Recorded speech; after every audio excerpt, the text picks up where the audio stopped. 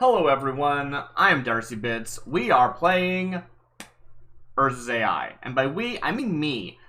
This is going to be a bit of a test stream because I mentioned a few times before on stream. I'm going to say it again. I think Urza's AI has a lot of potential for actual serious Magic gameplay. And what I'm trying today is something I'd like to call live forging or wild magic duels. The idea being that instead of preparing a bunch of AI-generated cards before you play, we're going to do it in the middle of the game. Originally, this idea had a lot to do with... There's like a game mode that people play on, like, Magic Online, I think. B told me about it. I don't know what it's called. Where you get to cast a random... You spend an amount of mana and you cast a random permanent of that mana amount. Or something. Maybe random creature. I don't know. And that's interesting, but it's not exactly what we're doing. What we're doing, actually pretty simple rules. You're going to have a simple deck of like 40 cards. They're all lands. They don't do anything. They're just, I mean, they're not special. We don't care about their color. They're just, all your cards are lands. And all the lands produce mana of one of any color. You could even produce colorless. We don't care. That's not important right now. Whenever you have a mana floating, whenever you have mana in your mana pool, you can say, I'm going to cast a spell. You make up the name, you put it into Urza's AI, you see what you get, and then you must cast that spell. So that's fun. It's wild magic. I'm going to cast Fireball, and guess what happens? It's not Fireball. To do the cost of the spell, though, you have to spend as much mana as you are able towards the mana cost. This means, on turn 1, you could be casting a Great Worm. And that's fine. That's okay. Because so can your opponent. If after spending as much mana as possible towards the mana cost, you still have mana available, you can keep casting spells. So that's why land is still important. It's just important in a different way. It's also worth pointing out that you could play a land after you've cast a spell to be able to cast another, like, 1 mana big spell. Totally illegal play. I'm okay with that. But again, this is testing. We're going to see how this works. In the pursuit of testing, we are going to be playing me versus myself. And to do so, I will be taking on the 2 roles of the Angler Mage versus the Fisher Wizard. A duel for the ages. So, first I need to get my deck. And there's no good reason why one of us would have mountains in our decks. And the other one of us would have islands in our decks. But that's what we're going to use. Because before the stream, I happened to generate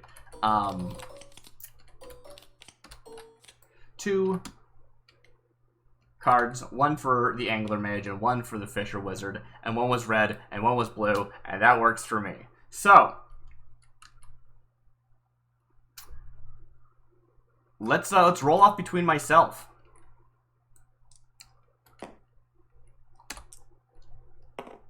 Alright, 1 for you, and there's no reason why I'm doing it in that order. Anyway, I'm going to go first. I'm going to draw 7 cards as you would normally expect. We know what they are. Also, my cards are now in this hand. That's good of me. I'm very smart and good at this.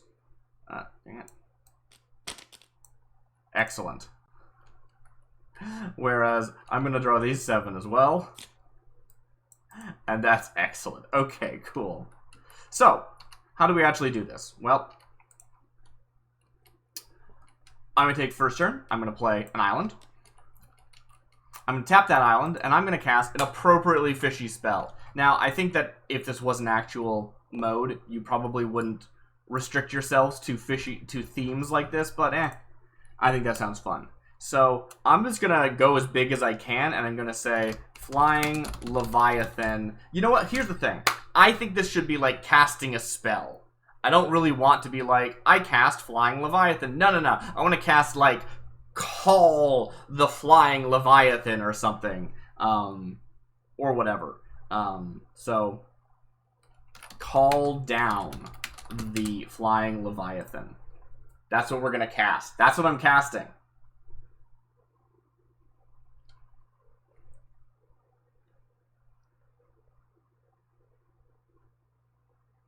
I didn't specify this before. You have to pay at least 1 mana, no matter what the spell costs. If you generate a land, that is your land drop for the turn. If you've already done your land drop for the turn, then it fizzles, and it doesn't cost you any mana. Call down the Flying Leviathan is a 2-mana instant. It creates a 2/2 blue Kraken creature token. So, not super impressive. Not super impressive. Let's see if I can get a Kraken token. I have no idea. Scryfall, Kraken. Okay, this is a 9/9. Let's pretend it's a 2/2. Real quick, like. Oh, there's lots of them. Whatever, we'll use this one.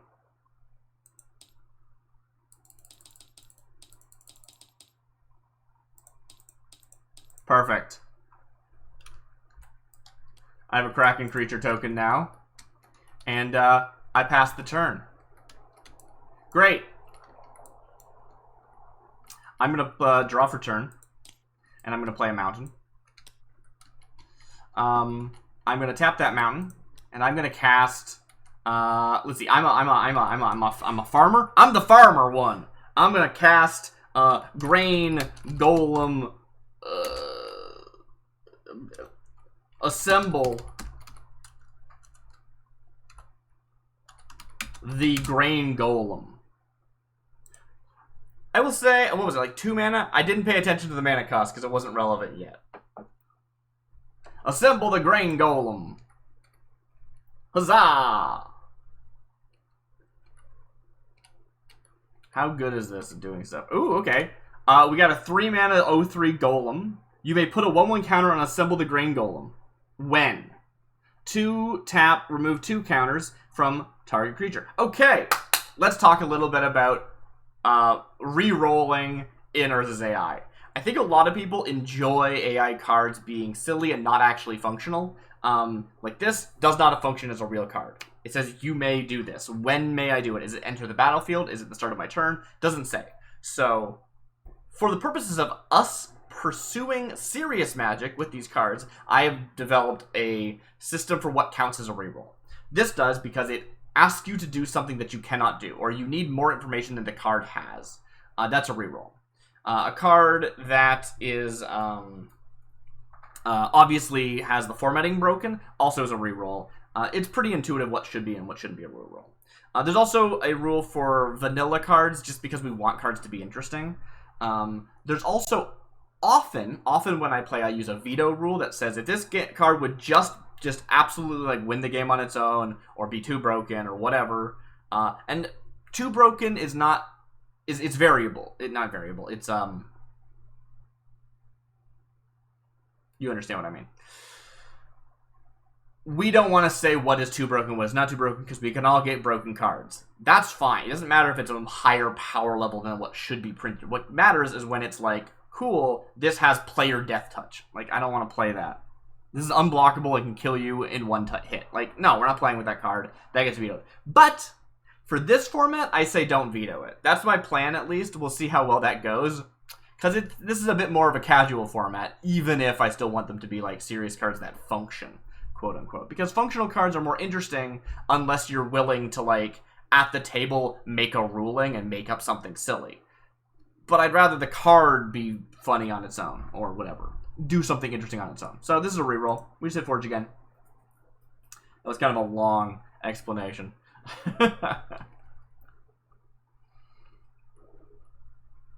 Assemble the Grain Golem. Imagine me just casting this spell. Haha! This one is an example of a broken formatting card. We can see that the formatting was broken. It's broken. This, I've never really used this little iPad app in Tabletop Simulator. It's pretty good. It's a pretty good little app. I don't know how well it would work with other people. Assemble the Grain Golem is a 4-mana 3/3 with Trample. At the beginning of your upkeep, put a 1/1 counter on Assemble the Grain Golem. There you go! Yeah! That's exactly what we want. Okay. So, I'm going to make a copy of this do not open that website.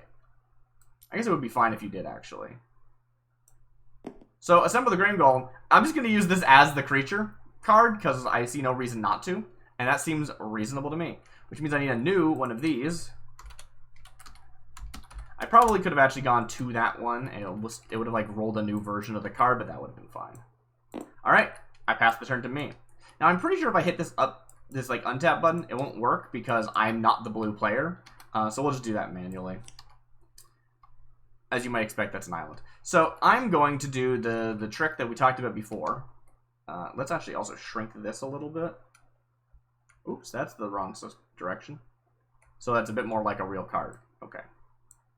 If I could get a... That's so silly. It's so dumb. If I could get it to be facing the other way, I think that would be really, really nice. But I can't right now. So, yeah, I'm the Fisher one. I'm gonna cast,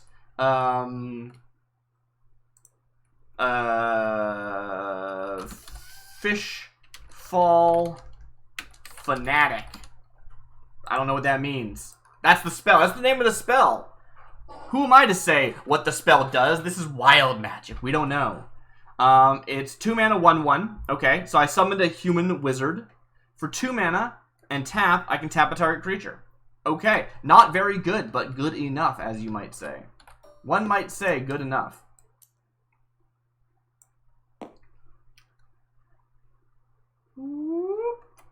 Alright, I believe, if I'm not mistaken, you summoned what? A 3/3? I don't really want to attack you with my 2/2 right now, so I will... Actually, I'm not done yet. I'm going to play an island. It's not tapped. Even though this spell costs 2, I only had 1 mana to spend, so I got to do it for only 1, and I will tap and I'll cast another spell.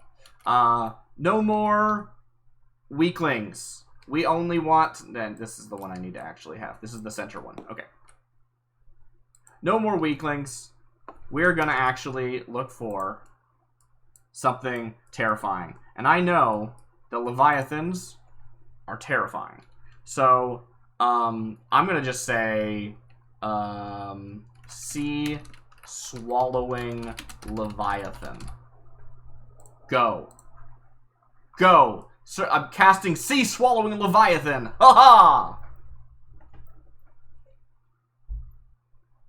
You know what I should have done? I should have made up 2 avatars and swap between them. It's a 5 mana, 5/5 flying Leviathan. Whenever a creature enters the battlefield under your control, that creature becomes a Leviathan. That's hilarious.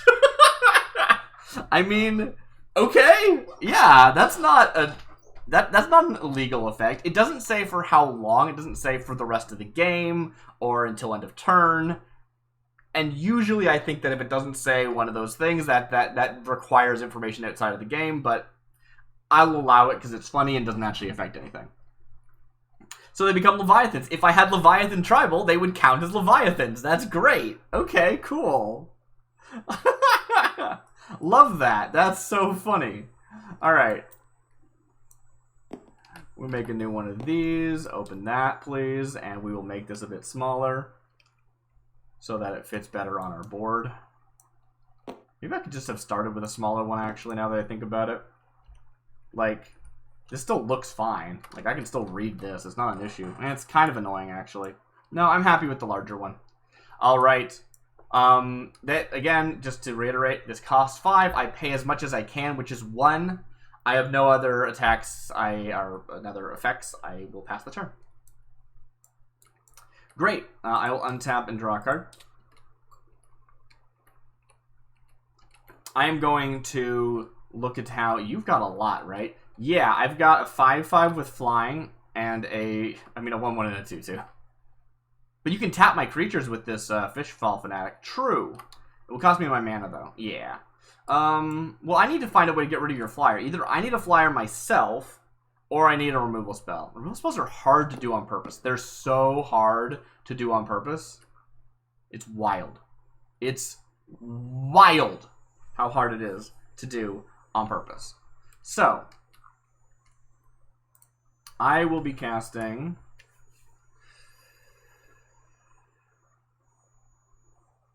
I'm a farmer. I gotta have farm-themed stuff.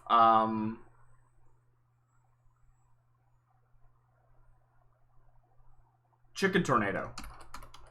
Yeah, chicken tornado. I didn't spell chicken right. Chicken tornado. Perfect name for a spell. I accidentally scrolled down. Chicken tornado is a 3-mana instant. Okay, so you can see here, it says Chicken Tolerole. Okay, normally, if a card refers to what should, quote-unquote, obviously be card name, and it doesn't, it refers to a different card, that's a reroll, because it's not matching the rules of the game. That's just not, yeah, like, if it wanted to refer to a card named this, then that'd be fine, or a chicken tornado. But instead, it just says Chicken Tornado does the blah blah. That doesn't function. But this doesn't say this. This says Chicken Tolereo. Reminder text, which implies that it's a keyword. I love it when Urza's AI comes up with their own keywords. It might not function, though. We'll still have to read it. When you cast this spell, which I've done, copy it for each time you paid its mana cost. You may choose new targets for the copies. Well, I paid its mana cost once, so I would get 2 copies of it, which I guess would activate, like, Magecraft triggers, but that's it. It's like a 3-mana cast 2 spells for the purposes of Magecraft, and that's all it does. Now, we said before, if a card does nothing,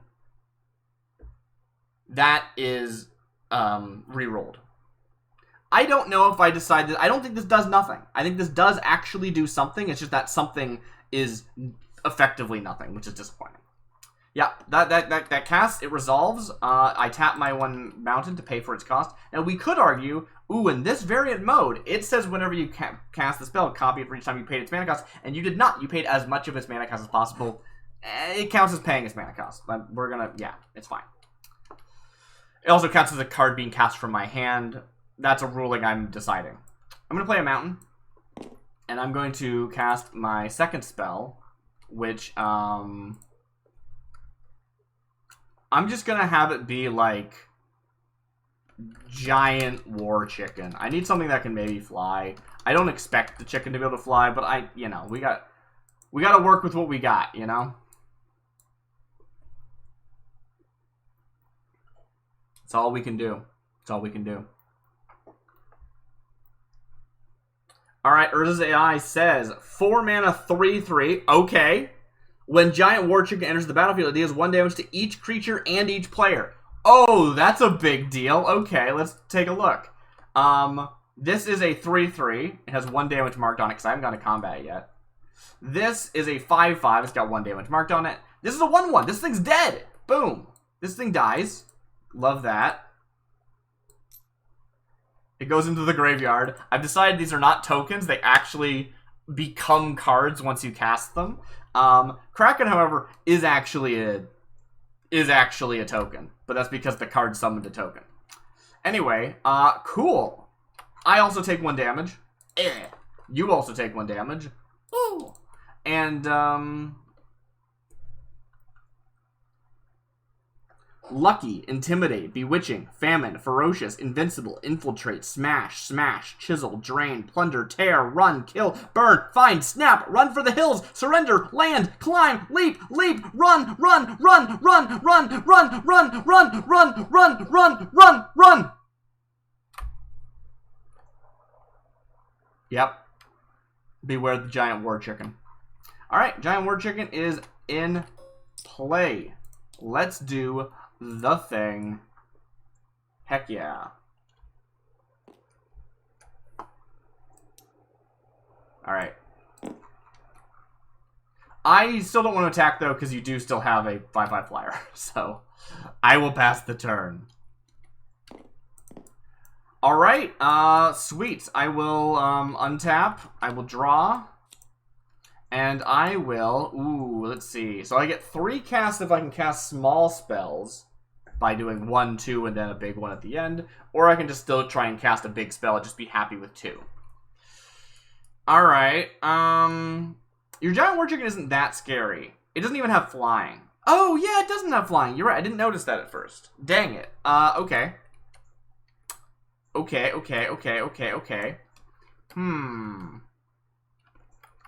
That is a very good point that I had not considered. Okay, well, I'm gonna just start, I think, by attacking you in case I, like, accidentally wrath myself. So I'm gonna attack you with a 5/5 in the air. I guess I'll take 5. I go down to 14. Okay. Second main phase. See, I don't know if this is fair. You're, like, I'm a farmer over here, and you're summoning Leviathans. I mean, you could summon, like, boars or something. Those are a farm thing. Alright, maybe I'll try that next time. I want to cast a spell, though. So I think I'm going to say, Pleasant Seascape. You're not worried that's going to turn into, like, a land? It might turn into a land. I'm willing to take that risk. Okay? I'll allow it. Yeah. Sure. If you played a land first, you wouldn't be risking it. That's true. But maybe it's a cool land. It's not a land. Pleasant Seascape is a 3-mana 1/1 spirit. For 1 mana, I can tap it to tap a target artifact. Do you have an artifact? Oh, actually I do. The Assemble the Drain Grain Golem is an artifact creature. Oh, okay. That's not bad. I can work with that. Cool. Oh, that's the wrong one. We gotta swap these out for each other. Let me just do that again.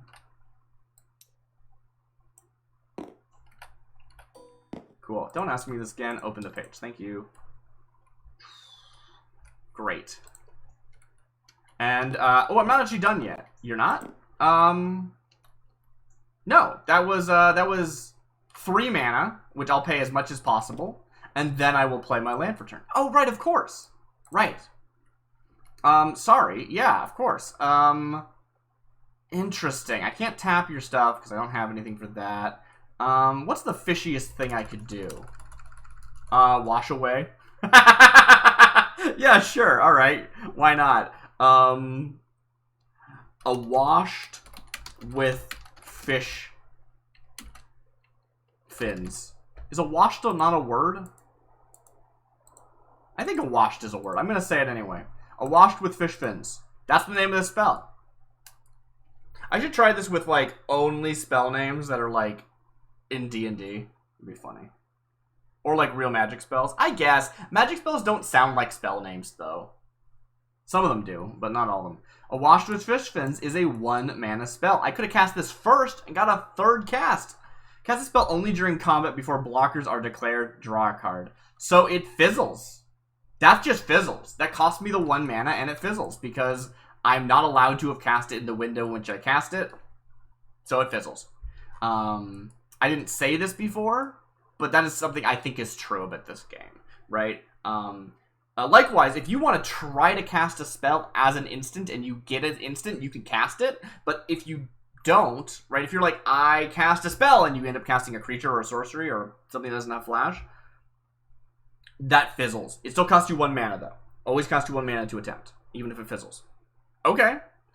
So this is a spell that I attempted to cast.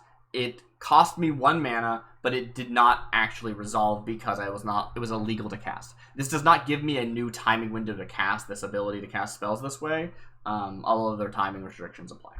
Okay. I'm okay with that. Great. My turn. I will untap and draw. I've got 2 mana. You've got some scary things. You got a 1/1 that can tap my stuff. You've got a 5/5 that has flying. That's the big thing. And you have a 2/2. Yes, but your 5/5 is now tapped down, so I can actually start attacking you. That's a 3. That's a 3. I'm going to attack you with both of these. Oh. I could double block to kill one of them. I also just realized, let me go back. Assemble the Grain Golem says at the beginning of your upkeep, put a 1/1 counter on Assemble the Grain Golem. Oh, dang, how many counters should be on this at this point? Yeah, I forgot about that. I cast it on turn 1, right? And it's turn 3 now? So I think it's +2. Yeah. So this is actually not a 3/3. This is a 5/5. Dang. Okay. You're still gonna attack me with it? Yes. Okay. So instead of taking 6 damage, I'm taking 8 damage. Well, unless you want to block. Do I want to block? I don't think I do want to block that. That's actually really scary. Yeah, alright, I take 8. I go down to 11. Alright, that's something. That's a real something right there. I totally forgot that this was a good creature. Well, good thing I've got this thing that lets me tap artifacts. Yeah, maybe I can do something about that. Maybe you can. Alright. What do you want to cast? I'm going to cast, Work the Soil. That's the name of the spell? That's a weird name for a spell. I think it works fine. You think so? Yeah. I'm going to Work the Soil. I'm going to cast Work the Soil. You ever heard of, like, D&D spells like Pass Without Trace? And, like, that's the only weird one I can think of right now. They're weird. They're weird names. Work the Soil is a 3 mana. It says return target creature to its owner's hand. Oh, interesting. So we have decided that they're actually cards now, right? Yes, they become cards. They don't become tokens. So if I bounced your Sea Swallowing Leviathan, it would be a card, and therefore you'd have to replay it 4 or 5 mana if you wanted to replay it. Yeah, that's true. I'm gonna do that then. That sounds really good. Alright, this bounces into my hand. Oof. Great. Awesome. Love that. That cost me how much? Cost you 3 mana. Okay, so I'll pay 2 because that's all I have. And then I'll play my land for turn, and I'll cast another spell. Alright, what is a good spell for me to be casting? I am the farmer wizard. I'm gonna cast a spell about corn, I guess. Sure. I would like an enchantment. And recently I learned... You know what? Actually, I'm gonna curse you. Curse of Corn. Get corned. Boom.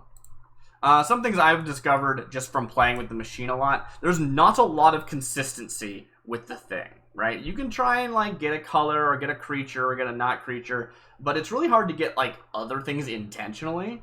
But Curse of almost always gives you a curse, and words, and names that end in landscape almost always give you an enchantment. I don't know why, but they do. It's great. So, Curse of Corn. Enchant player. Whenever enchanted player loses the game, exile the top card of that player's graveyard. Crap. Do I re-roll this? So, okay. Obviously, you know and I know that this effect is irrelevant. And since it can't happen until after the game is over, it is technically asking you to do something that's impossible. Normally, that would count as a re-roll. But it does, like, function, right? It says when they lose the game, do a thing. Like, it's a proper sentence. By those who cannot, we must win. See, this is the best thing about doing something like this with another person, is you get to go, hey, should I re-roll this? And they go, yes or no. I don't have to make a decision. Because obviously I want to re-roll it because it doesn't do anything. But does my opponent want me to re-roll it? Is it fair for me to re-roll it?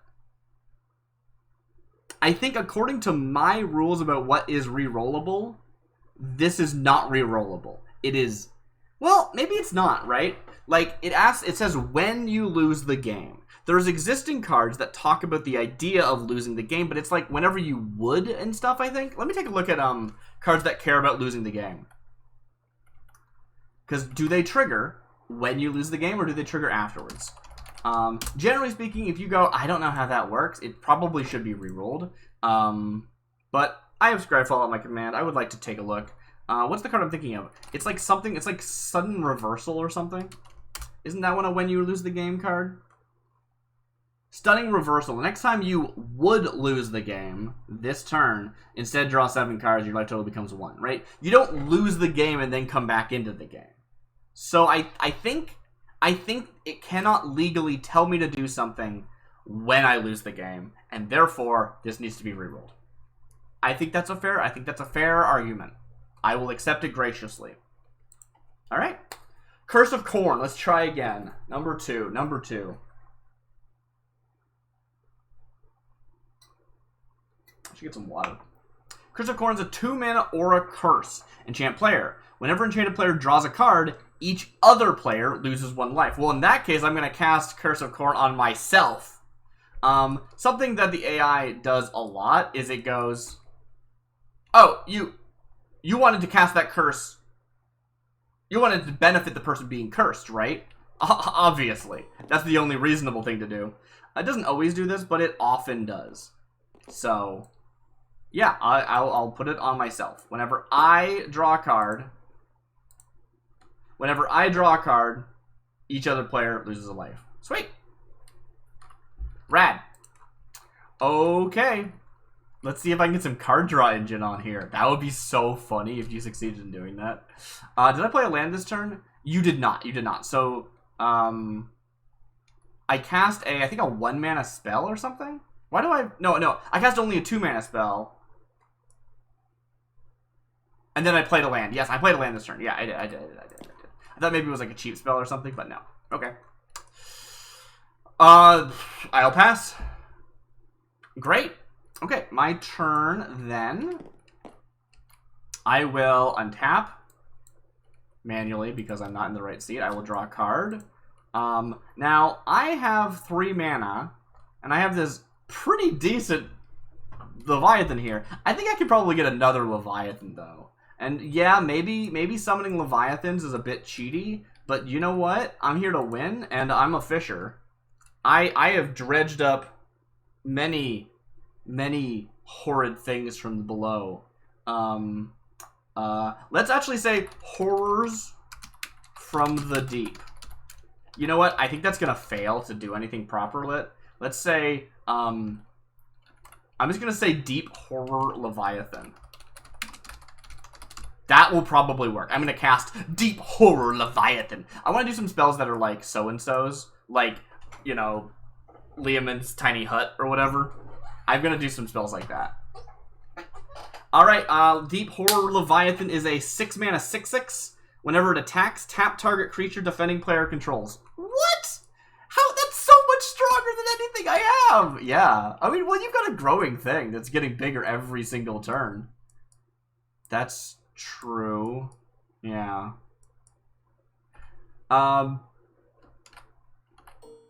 Okay. Great. So I have this now. I will choose... I could attack you with my 2/2. Yeah, I'll attack you with my 2/2. Oh, I guess I take 2 damage. Okay. I go down to 12. Great. Cool. I will then play a land from hand, and I'm actually gonna pass.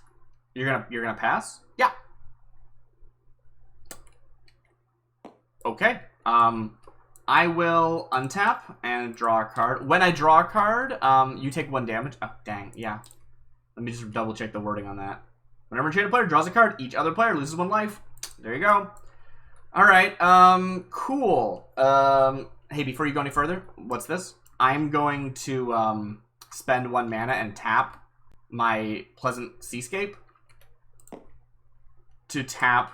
Oh, these didn't get untapped. To tap your Assemble the Green Golem. Oh. Well, thank you for reminding me that it gets +1/+1. Happy to help. Alright. I have 3 mana at my disposal. I would love to just draw a million cards, so I think I will do something like harvesting. What creates like card draw? It's always like contemplate the universe or something. Harvest the universe. Is that reasonable? Yeah.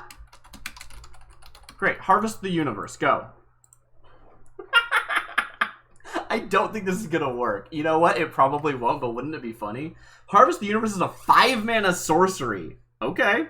Put target creature card from a graveyard onto the battlefield under your control. Okay, I mean, that's not terrible, but there are no cards... Wait a minute. From a graveyard, I'm gonna actually take control of the Fishfall Fanatic. Yeah, it's a creature in a graveyard, you're right. It's very expensive, but sure. Yeah, totally. Cool. So that cost me 5, so it cost me all my mana. Okay. And I do have a 3/3, but you have a 6/6. Yeah.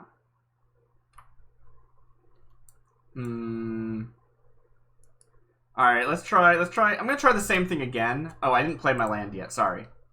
I play a land from hand, which gives me a second card play.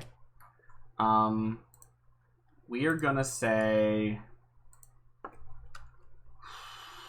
I don't know, a lot of the curses... You know what, I'm gonna use landscape. I'm gonna use a thriving landscape.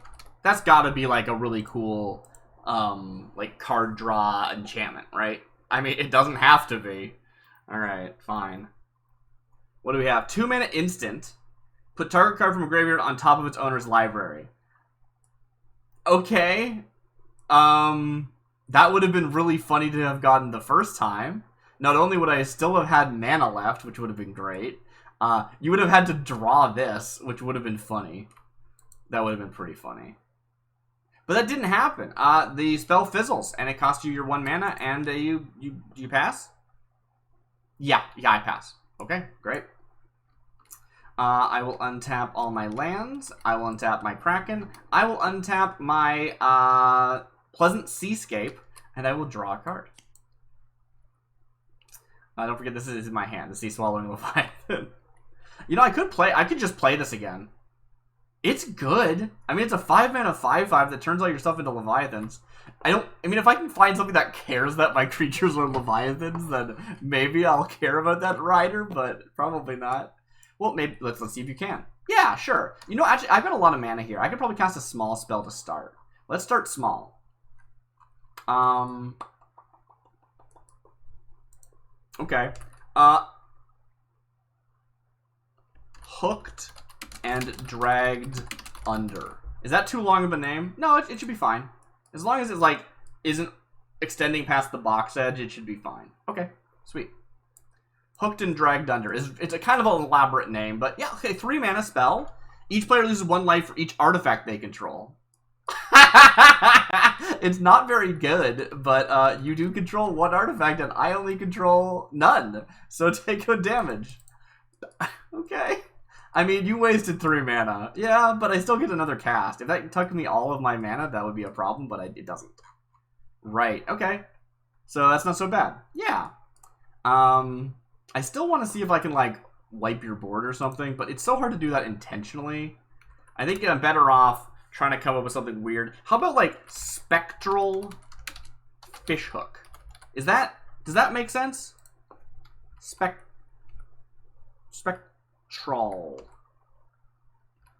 How do you spell fishhook? I don't share the H. Is that right? There's just 2 H's in a row? That looks weird. I'm gonna cast Spectral Fishhook. That feels like an actual spell name, like Spectral Weapon or Spectral Sight or something. Okay. But it might also give me a creature, and I would love to get a creature. Okay, cool. This taps your last blue? Yeah, taps my last blue. It failed to find a spell with that. Yeah, the formatting broke. That's the broken clause. Moving on. What do we have? Ooh, I have an artifact creature. It's a Fishhook. It's a 2 mana 1/1 for 2 mana and tapping it. I can put target artifact from my graveyard onto the battlefield under my control. Okay, I mean, if I could generate some big artifacts and this doesn't die before they do, I can then cheat them back out. That could be rad. Yeah, that checks out. That checks out. Let's just make sure that's finished loading. There it goes. Now that it's finished loading, I should be able to copy this and have it be the correct image. Beautiful. I've figured out how this system works. Okay. Let's play a island from my hand and tap it to cast An artifact creature. How do you make an artifact? Generally, if you want to make an artifact creature, just like choose an inanimate object. So like maybe fish boat Leviathan. Maybe that will work. I'm not sure. I do like the idea of a Leviathan that's also a fishing boat. Yeah, it's good, right? Yeah. I think the Leviathans are really giving you the edge here. They really are, and I'm okay with it. Fishboat Leviathan is a 5-mana Leviathan. It has Flash, which is cool, but not relevant right now. It's a 6/6. When it enters the battlefield, return target artifact or creature to its owner's hand. Ooh, okay, sweet. That's really good. It's a 5-mana 6/6 Flash that also bounces. Yeah. The Leviathans are really gross and overpowered. Tune in later for Leviathans versus Worms, in which I play against my girlfriend B with decks that I've already drafted the cards for, but I haven't actually like really looked at them. I've just, the pools are waiting for us to deck build out of. It's gonna be good. Cool. So this enters the battlefield. It's big. I can use it as the blocker. That's rad. We love that. And I can block something, or I can bounce something. What is your most expensive thing? Giant War Chicken is a 4-mana. Assemble the Green Golem is also 4 mana, and it's the thing that's scariest because it's growing. True, but you can just like tap it every time. You know, I could tap it, but I already played and tapped out my land. Oh, that's me. I just forgot. I forgot I needed to do that. Yeah, we'll bounce your Golem. Ah, dang it. Okay, Green Golem gets bounced, goes into the hand. It's really good. Yeah, it's 4 mana for a 3/3 with trample that grows every turn that it survives. It's like actually a legit card. It's a legit card. All right. I haven't gone to combat yet. You have what? A 3/3 blocker and a 1/1 blocker. I can't cast this because I literally just cast. I can't attack with it because I literally just cast it. I can attack you with Deep Horror Leviathan, which I hadn't really looked at the art for yet. This art is rad. That's great. Whenever it attacks, tap target creature and a defending player controls. Oh, sweet. So I'll attack with that, and I will block. I will tap your I don't know, Giant War Chicken, I guess. Okay, and then that lets me attack with. No, these are all 1/1s. I can't really attack with them anyway. Also, this just came into the battlefield this turn. I didn't cast Deep Horde Leviathan this turn, did I? Oh, now I'm all getting confused. I'm legitimately not sure. Did I cast this turn? I might have cast this turn. Cause I cast like 3 spells, right? You cast a spell that summoned you the thing from here. Right.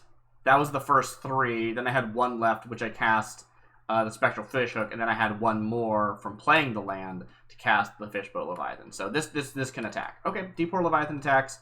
I'll also attack with the regular Kraken token. So that's how much damage? That's 8 damage, but you could block the 2/2 or the 6/6. Neither one has trample. 8's a lot. I'll block with the Fishfall Fanatic. Okay. Fishfall Fanatic is my card, so it goes into my graveyard when it dies. Great. You still take 2. I still take 2. Yeah, okay. Anything else? Nope. That's my turn. Pass to you. Great. I will untap and draw. This gets untapped as well. And, oh, wow, yeah. I actually have too many cards in my hand now because some of the Green Golems in my hand. Oh, wait, do I have too many cards? 1, 2, 3, 4, 5, 6, 7. No, I'm fine. Okay. But I have 8 plus this thing, which can't go into hands, apparently. I did draw a card, so please take 1 damage. Oh, right. I forgot about that. Thank you. Go down to 9. Yeah, what can I cast? I think I can probably cast like a draw spell. I'm going to try once more to cast a draw spell. I feel like Harvest should have lots such draw things. Well, let's try that boar thing you were talking about. Oh, yeah. Let's try a boar. Okay, some fish smell like fish. Thank you. Thank you for that flavor text.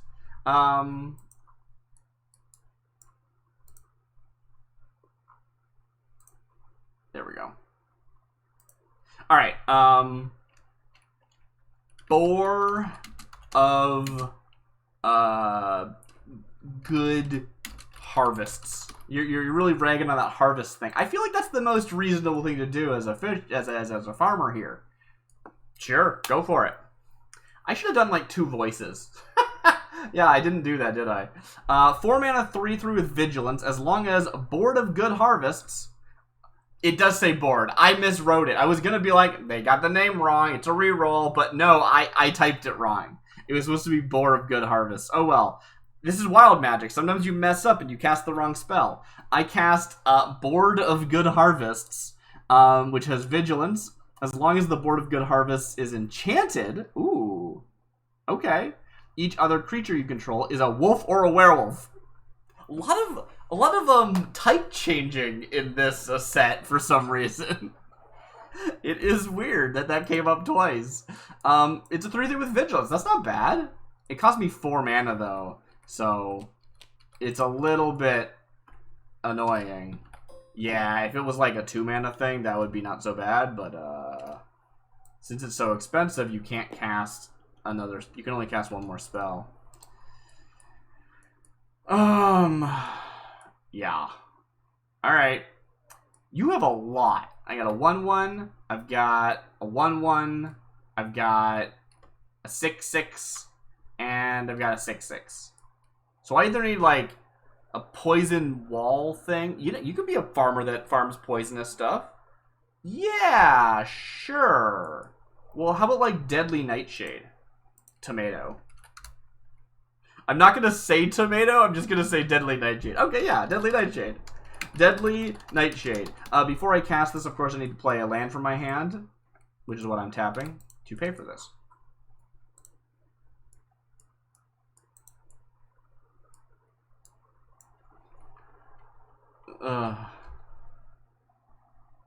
So how do you feel about the game so far? I think it feels like surprisingly good. It's just, as usual, certain tribes are stronger than other tribes. Deadly Nightshade is a 1 mana spell, which I cast this first. As an additional cost to cast a spell, sacrifice a creature and then draw 2 cards. I do want to draw cards. Okay, sure.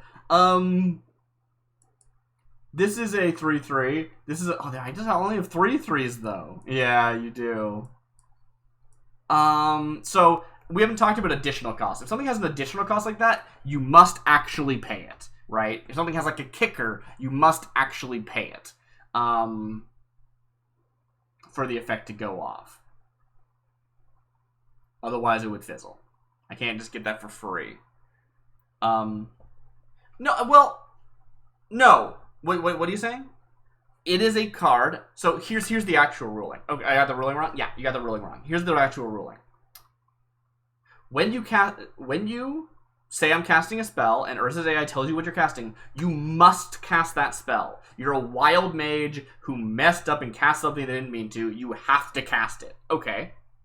If something has an optional cost like kicker, you may choose to pay that cost as long as after you've paid for the normal cost. So, for example, if I only have 1 mana to my name and I cast a 4 mana spell with kicker 2, I pay as much of the 4 mana as I can. I have no mana left over. I cannot choose to pay kicker. Okay. If a spell instead says, as an additional cost, you have to sacrifice a creature like this, that is part of the cost. If I had no creatures, this spell would still go off. Because it is a additional cost. It doesn't fizzle. Because when you cast a spell, you pay as much of the cost as you can. It's part of the cost. However, I can't choose to say I don't want to pay that sacrifice a creature additional cost and instead want the card to fizzle. I'm not given that option. I must choose to sacrifice something, so I will sacrifice my giant war chicken.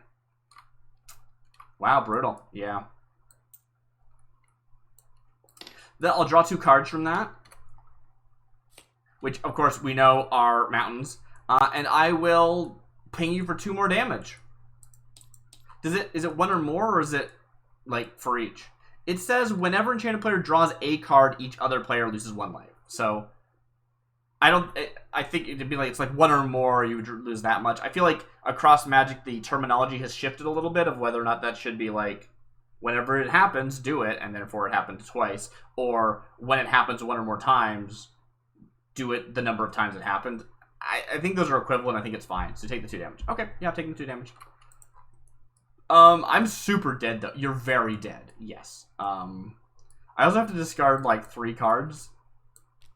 I could choose to discard my Grain Golem instead, but I think the lands are fine. Yeah. Please, group. There it goes.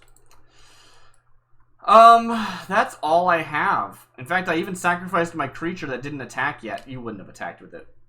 Yeah, I wouldn't have. You're right. All right, pass. Great. I will untap. I will untap this. I will untap this. I will draw for turn.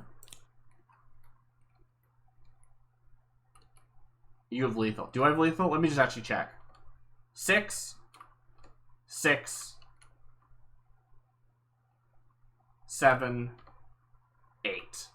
I have 8 damage, and you're at 9 life. Oh, you don't have lethal. Yeah, and even if I did, you have 1 blocker. Which you could tap, right? No, I could tap the other thing because it was an artifact. Oh yeah, I could tap it because it was an artifact creature. That's fun. Speaking of which, though, I do have put target artifact card from a graveyard into play. I don't think there are any, right? This is not an artifact? No, and this is not an artifact either. Okay.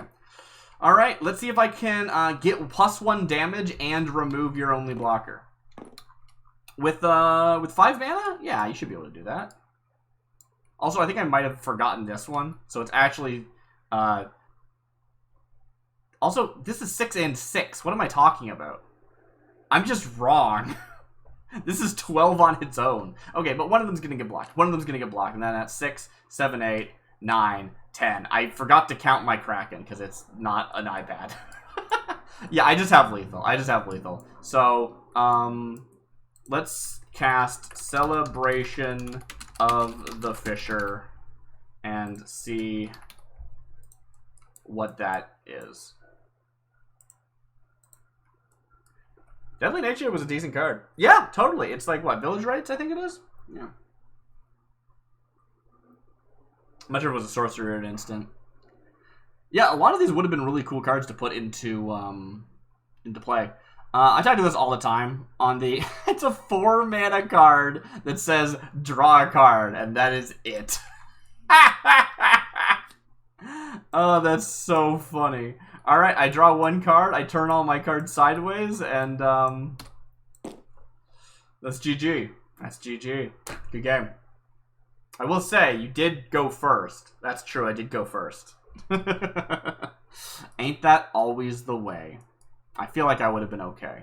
Yeah, probably. If I could reliably generate wraths, it would have been harder for you. True. True. I do want to go back to what I was saying earlier, though. I sort of started a sentence and didn't finish it. A lot of these cards are, like, actually pretty cool cards. I could see those being used. And this is that thing I always talk about when it comes to the AI-generated stuff, is that there's an infinite number of cards you could generate. Yeah, there's going to be some good ones. And that's why I'm a big fan of, like, using AI for sealed. Using AI for limited. Because you're restricted to what you happen to get right now, right? Taking the best cards ever made in AI, you're just gonna make it's just gonna be broken decks forever, right? There's a reason why we have actual people, you know, actually balance things, right? Balanced teams are important.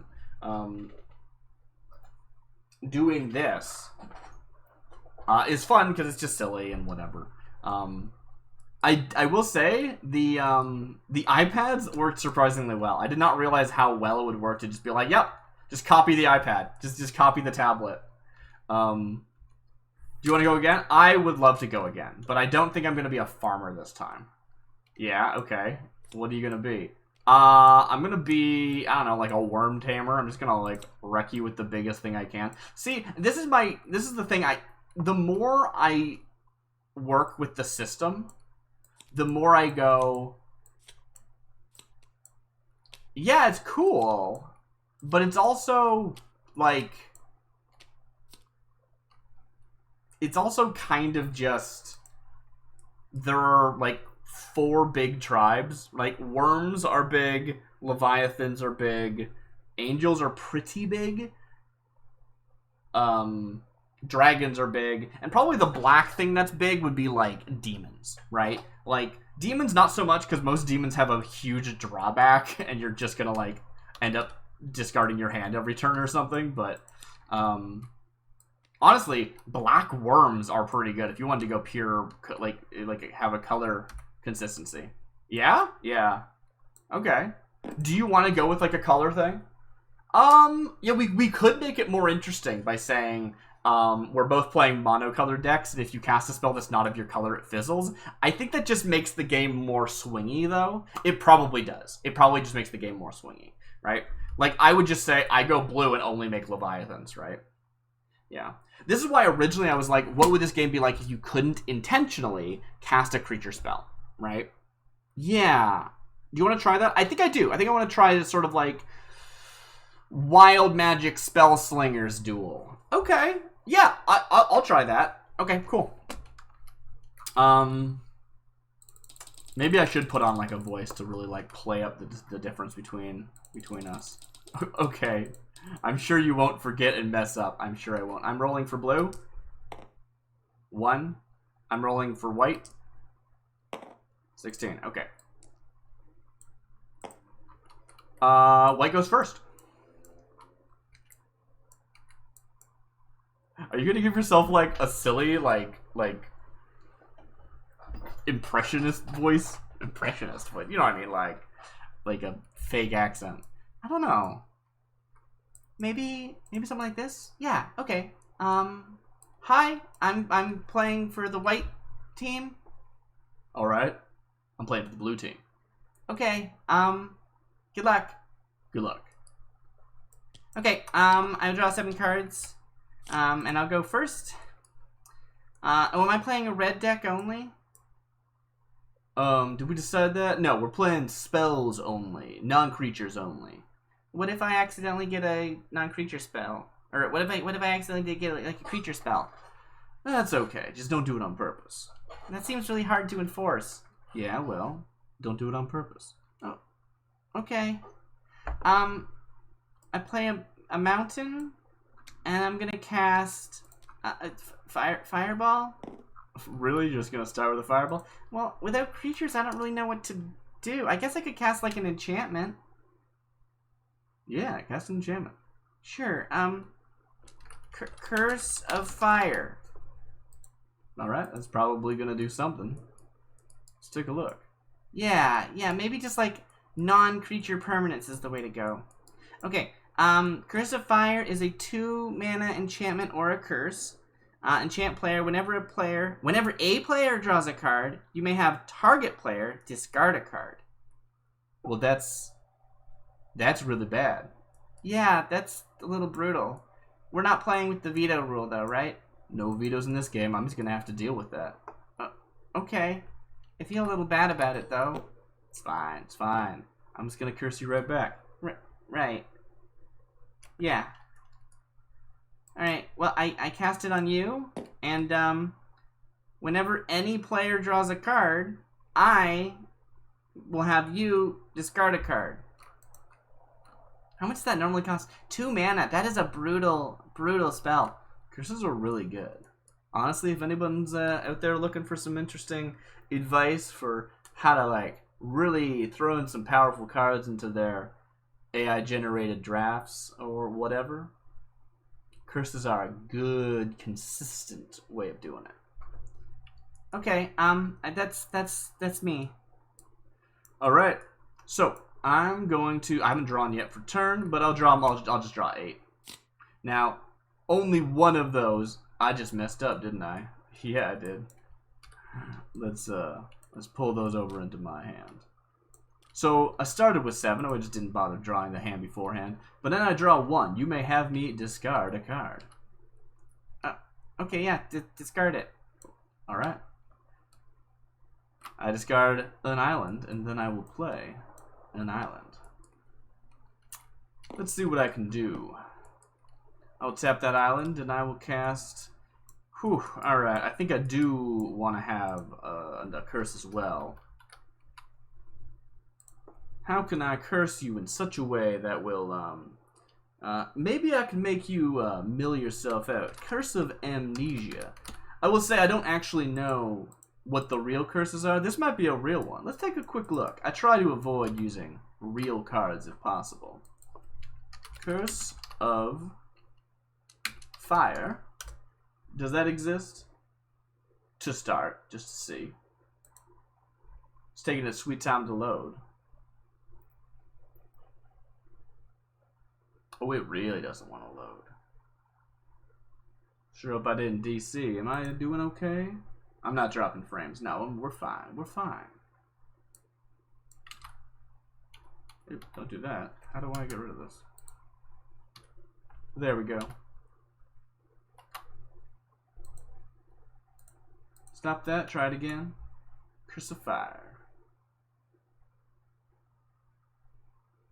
It is failing to load. Did Scryfall down again? Previously that was the case. Happened yesterday, I think. Very odd. Very odd. Oh, there it goes. Alright.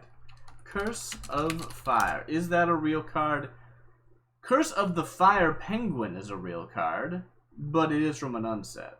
Interesting. Interesting. Curse of the Fire Penguin consumes and confuses enchanted creature. Now, in our game, such terminology would be banned unless it came with a keyword that explains what consuming and confusing means. Or a reminder text, I should say. Curse of Amnesia might be a real, might be real. That seems very potentially a real card. It does not appear to be, unless I spelled amnesia wrong, which I might have. Amnesia. Did I spell amnesia? It looks wrong for some reason. Nope, I spelled it right. I'm going to curse you with amnesia. Curse of Amnesia. Haha! Can you imagine two wizards in a wizard duel and they go, we're just going to curse each other back and forth?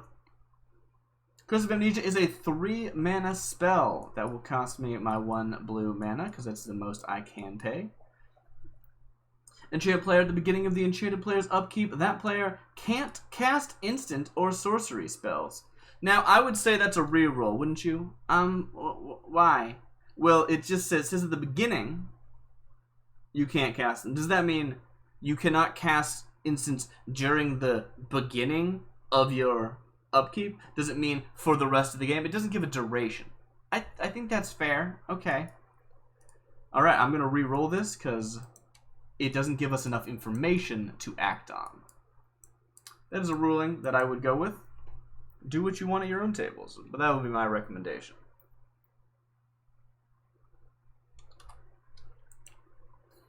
What else can we do? What could a Curse of Amnesia be? A cool card, I will say. The idea of, like, at the beginning of your upkeep, you can't cast instant or sorceries for the rest of your turn, but you can still cast, like, instants on your opponent's turn or something. Curse of Amnesia is a 4-mana enchantment or a curse. Enchanted player, whenever enchanted player draws a card, its owner mills that card. What do you think about this card? Well, it says when enchanted player draws a card, its owner, I assume its owner means the card's owner. No, that's what I would assume as well. Mills that card. So, you would draw a card, you would be that card's owner, but you can't mill that card because the card is in your hand. Right, it's asking you to do something that is impossible. That's a reroll. Yeah, I would agree. Alright.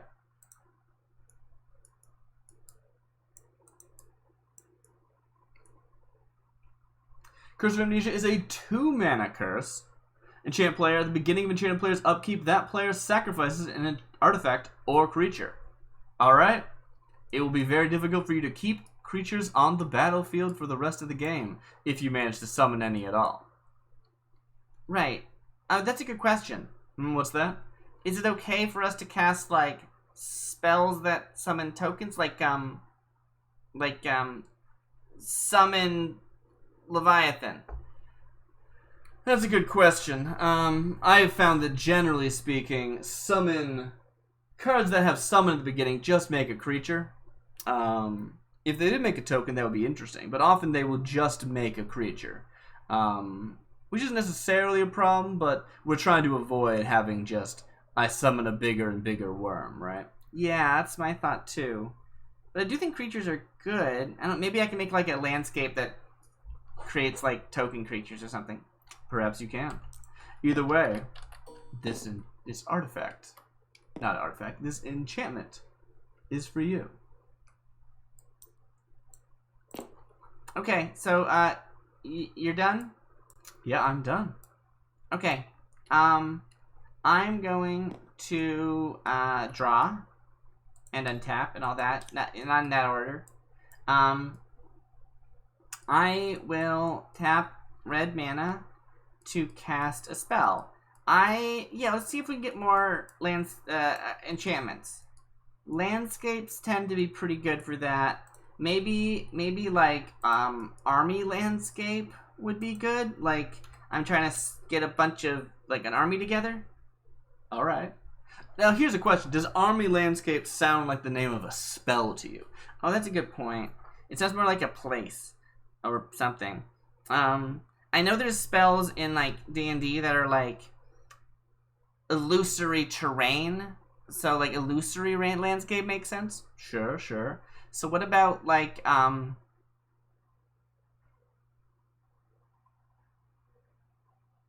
don't know. I think like burning landscape sounds like a spell. That does sound like a spell. All right, let's try burning landscape. All right, burning landscape. What do you have for me, Urza's AI? You know, the funny thing is, like, I know that Urza's AI is just called that because, like, it's sort of like a meme, you know, like, Urza's this, Urza's that, Urza's the other thing. But I just keep wanting to, like, refer to Urza as the person giving me the stuff, and that's not correct. Burning landscape. Oh no. What is it? Well, it's actually quite pretty. But it's a 3-mana sorcery that says as an additional cost to cast this spell, sacrifice a land. Draw 2 cards. That's pretty expensive in any means, but here, well, there goes your land. You can't choose not to pay it. And all I'm drawing are, well, more lands. It isn't super useful because, you know, I don't need card draw in this format.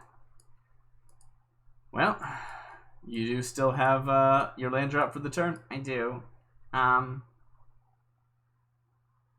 Artifact or creature. Okay.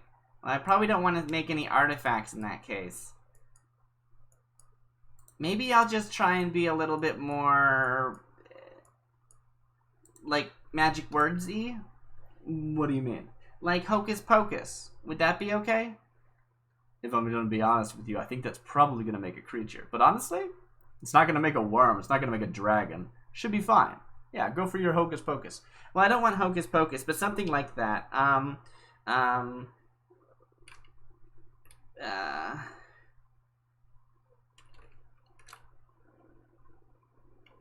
Whiz bang caboodle. I will say that definitely sounds like it's some goblin wizard. It does, doesn't it? Is it okay? I think it's fine. Go for it. Whiz bang caboodle.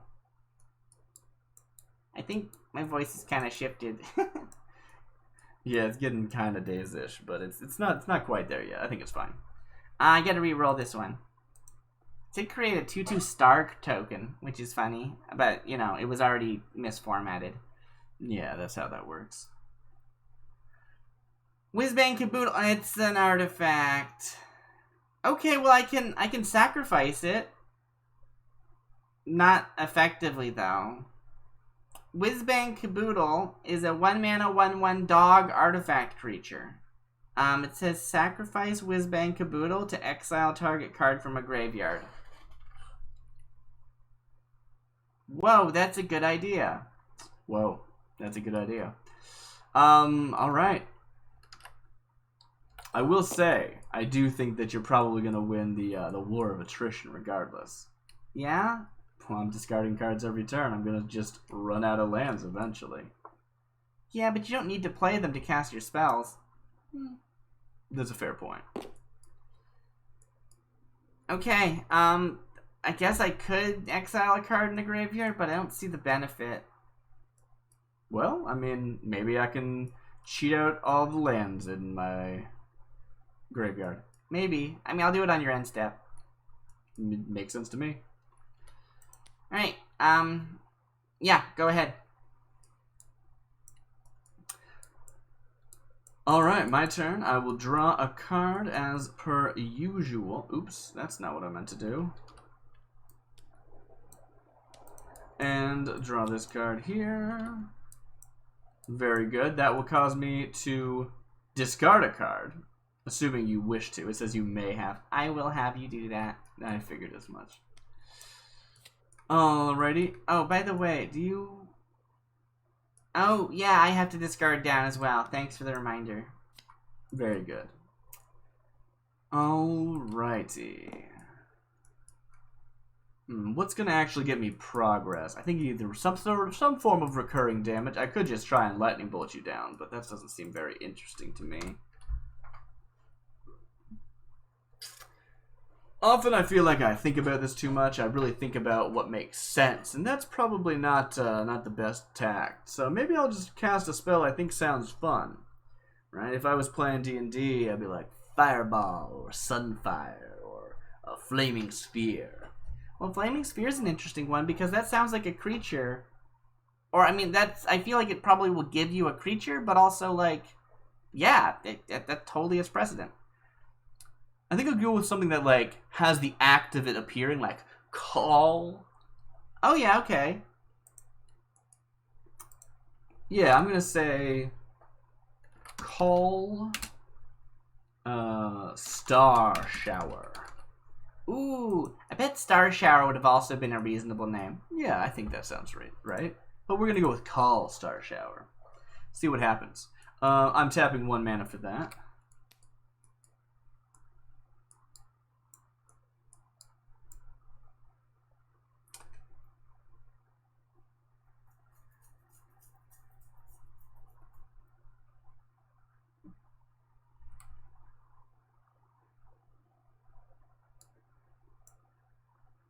There it goes. Call Star Shower is a 4 mana instant. Call Star Shower deals like Call Star Shower deals cost 2 mana. Bracket open. If you are not 100% satisfied with this card, let's talk. Nick, I am not satisfied with this card. Don't blame Nick. I'm joking, Nick. If you're hearing this, I'm joking. I just thought it was funny. That's very, very funny to me. Can I actually, like, copy this? I don't think I can actually copy this card. That's so disappointing.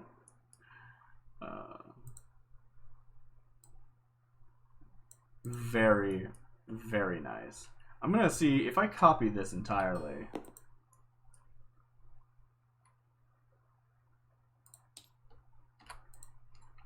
Let me just real quick take a look. Is this the permalink that it's summoning? Oh yes. Oh yes, very much so.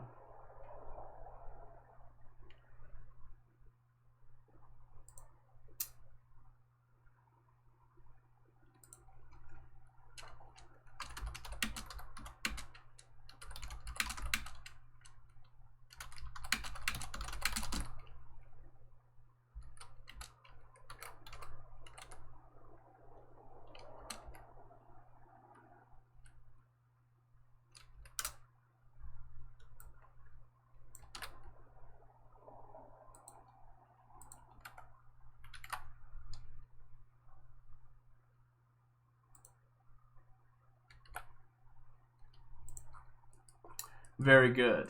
Alright, so what did we do? I've immediately forgot. We just need to re-roll this card. This card's broken, doesn't function, so we re-roll. That's the way I run this. Let's move on.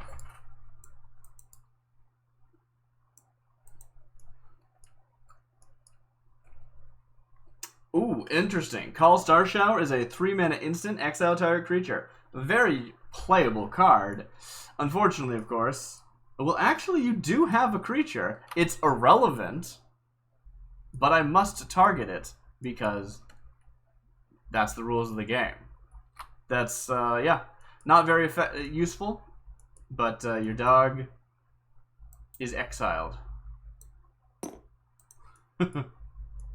Alright, I still have a land play for turn, and I'm really struggling to not just use more curses. More curses feels like the right answer in this format, and maybe that's okay. Maybe we can make this format called something else, like every card must be a curse of something. And it's just like Curse Wars. I'd be into Curse Wars. That sounds kind of fun. Do you want to, like, pivot? Yeah, maybe we'll just pivot. The problem with something like Curse Wars is it implies that if I get a card that comboed off of something, I would not be allowed to, like, do that something. Right? If I got a curse that's, like, just, you know, buff all your merfolk, I can't then start making merfolk. Well, you can't really hear either, right? Because you'd have to make, I mean, you could make, like, a curse that maybe makes token merfolk. That's a fair point. That's a fair point. Alright, let's go for it. Curse Wars. I will say Curse of Worms. Curse of Worms? It's gross. Well, let's see if it works. Yeah, I guess.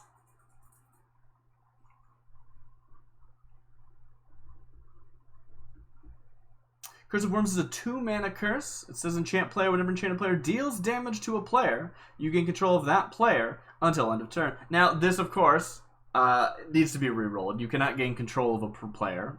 There's no functional rule for that in Magic. But I would also like to state, because it's something that's come up a lot, is that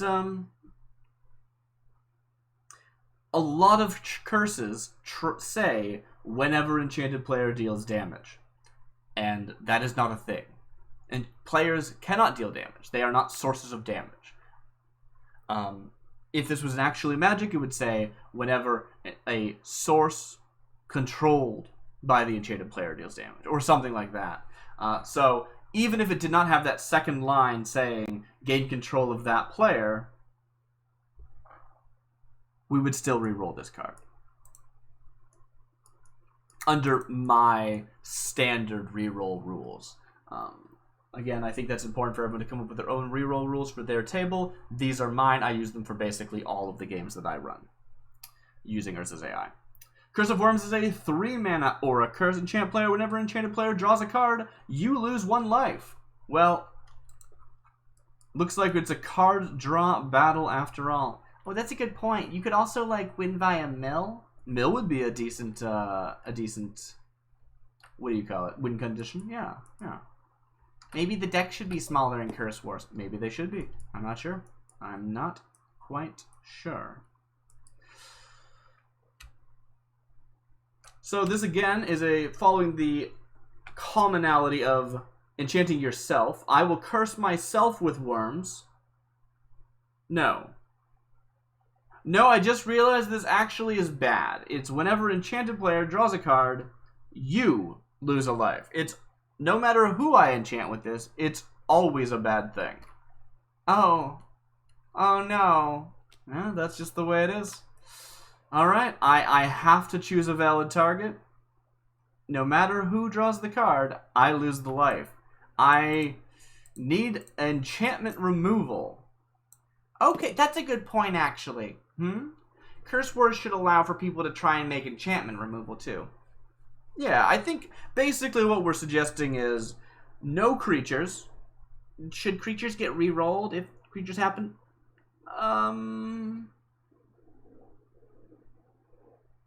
Yes. Let's say actually no creatures. If you don't get a creature on if you get a creature on your first attempt, change the name entirely.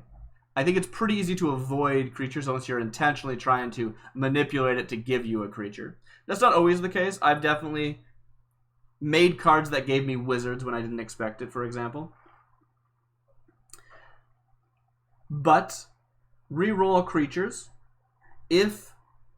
but you can still cast other spells. But it's still like Curse Wars because that's going to be your bread and butter, and it's encouraged to be your bread and butter, even though it doesn't have to be. You could win via mill, you could win via lightning bolts.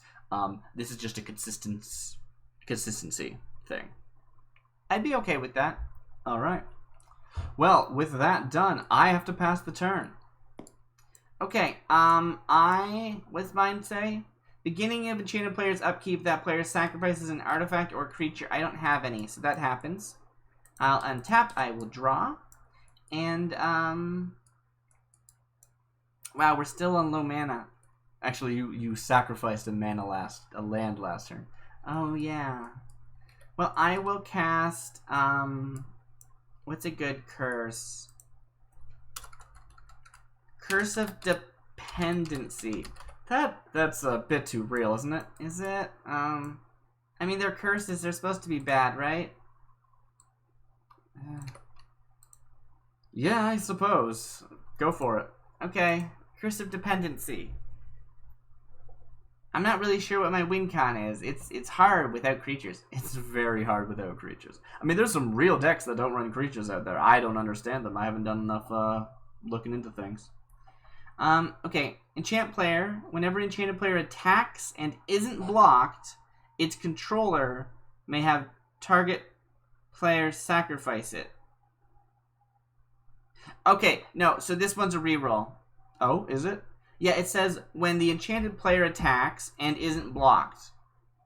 Well, that functions, right? If I make an attack and none of my creatures are blocked, well, you wouldn't say that. But even if that was the case, it then goes on to say its controller, meaning the player's controller, may have a target player sacrifice it, and it is the first player.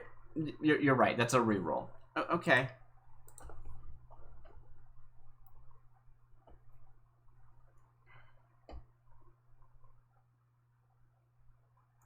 Honestly, this game might not end. This is a bit of a whoopsie doodle. 2 mana, Curse of Dependency is an aura curse. Enchant player, at the beginning of enchant player's upkeep, that player draws a card. For 2 mana, you can also draw a card. That's a very strong card. Yeah, in any other format, this would be really good. Well, I mean, I still will cast it on myself. I don't know what I'm going to do with those extra cards. My hand is maxed out. Unless I get a card that, like, wants me to, like, discard or something, it's not really going to be relevant, is it? Yeah, probably not. Well. Regardless. You've enchanted yourself? I've enchanted myself. Let me just double check the wording to make sure. Oh, something's wrong. There we go. The wording is enchanted player's upkeep, that player draws a card. Okay. So I draw an extra card on my upkeep. And I will actually play a land for turn because I haven't done that yet. And I don't know, maybe I can do something that's like based on the cards in your hand. That sounds very hard to do on purpose, but sure. How about Bolt of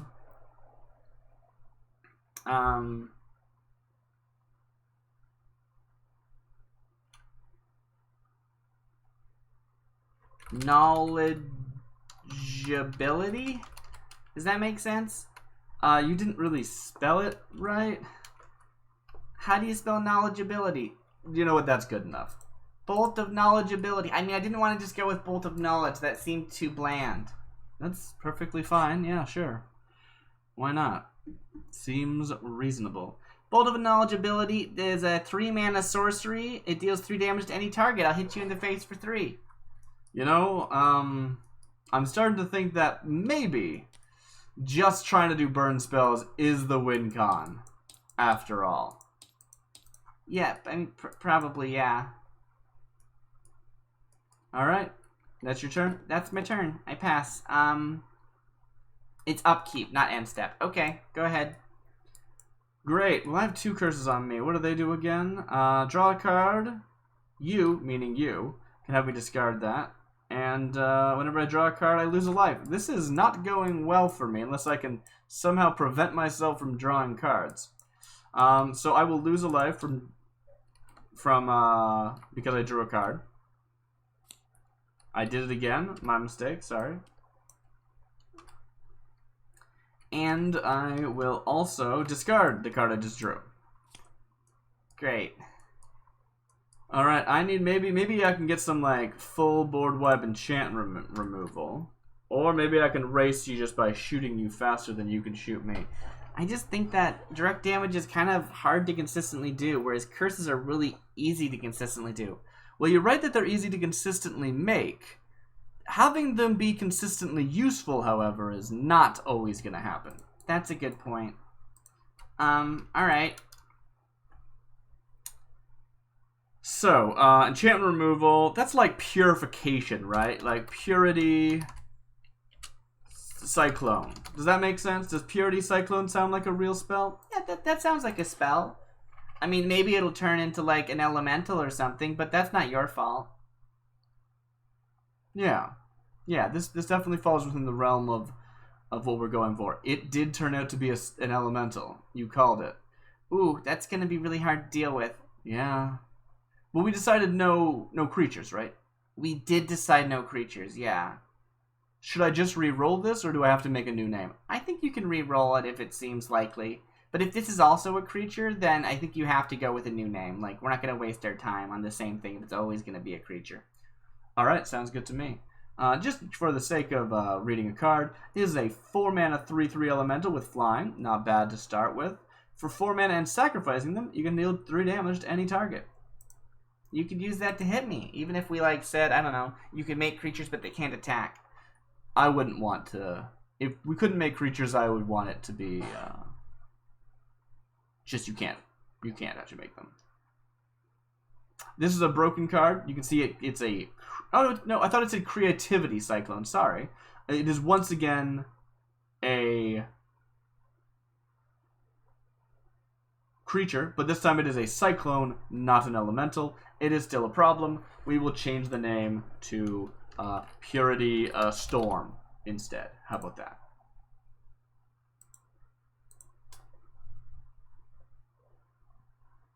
It seems very likely I'll have to actually call this game. This has been an interesting testing session, I would say. Yeah, definitely there's like thoughts I hadn't really considered until we sat down, so that was useful. Alright, Purity Storm is a 3-mana instant exile target creature. Then return to the battlefield under its owner's control at the beginning of next turn. So it's a flicker. There are no valid targets for the flicker, so it does nothing. It costs me 3 mana. I will tap 2 mana, and then I will play a land from my hand, and we will cast a second spell. Well, so much for trying to get enchantment removal. I think I will just try to destroy your face instead. Oh, not my face. Yeah, yeah.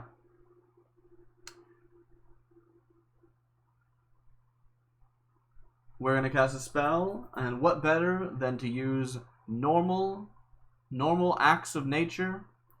But let me first take a look at existing spells, because I don't want to just use existing spells. That would be less than interesting.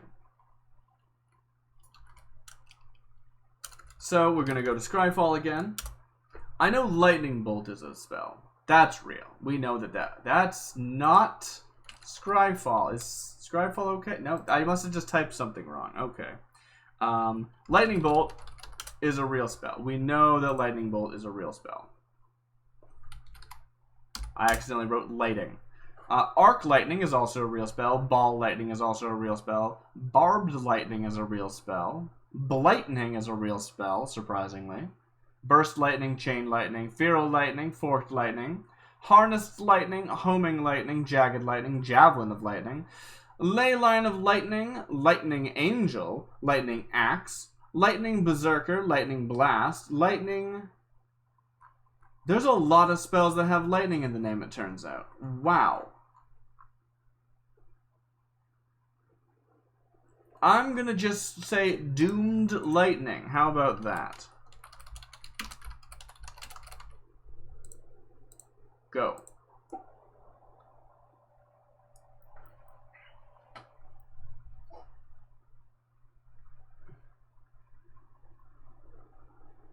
Doomed Lightning is a 1-mana instant. It says Doomed Lightning deals 3 damage to any target. Wow, I made Lightning Bolt. Apparently it's that easy. Okay. You're still, like, dying, though, right? I'm very dying, yes. I passed the turn. Okay, on my upkeep, I have 2 triggers. One, I sacrifice an artifact or creature. I have none. I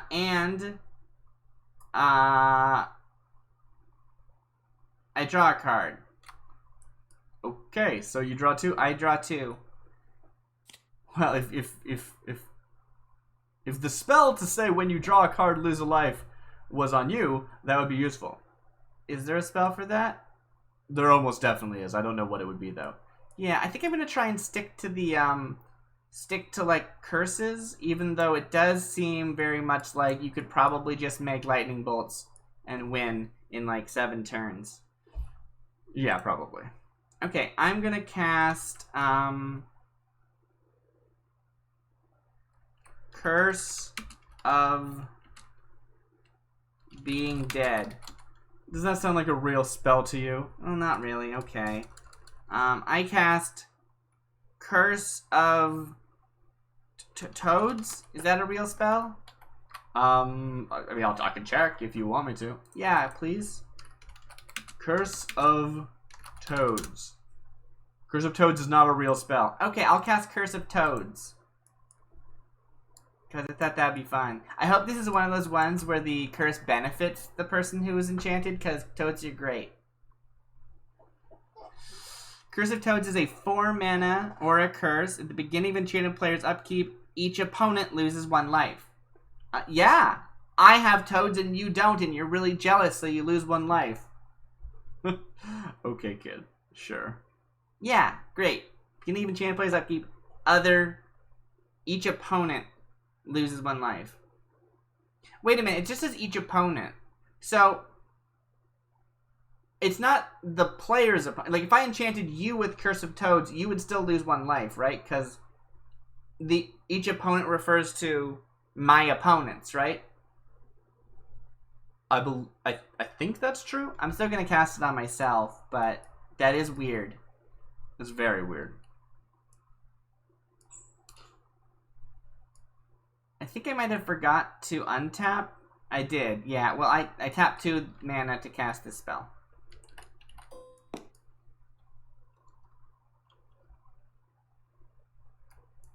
Look at all my toads. You do have a lot of very nice toads. Thank you.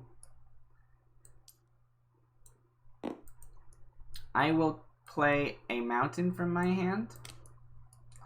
And I will cast another spell.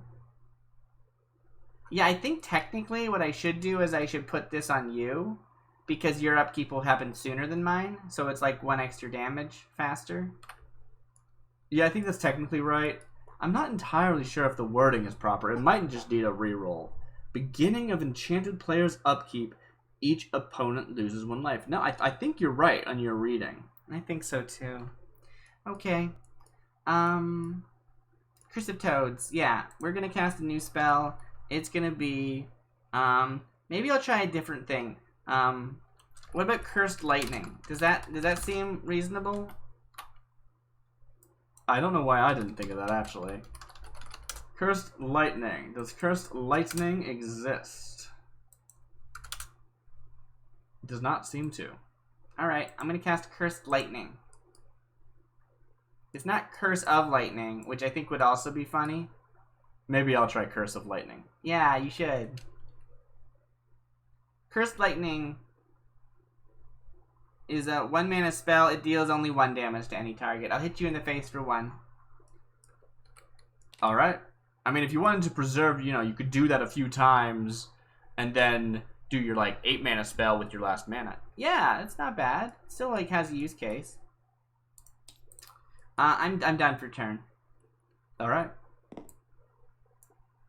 On my turn, when I draw a card, I will discard a card. And when I draw a card, I will lose a life. Which, I will remind you, this is my spell. I cast this one. Yeah, you did. Yeah, it's funny. Alright, well, I'll just draw this card and immediately put it in the graveyard.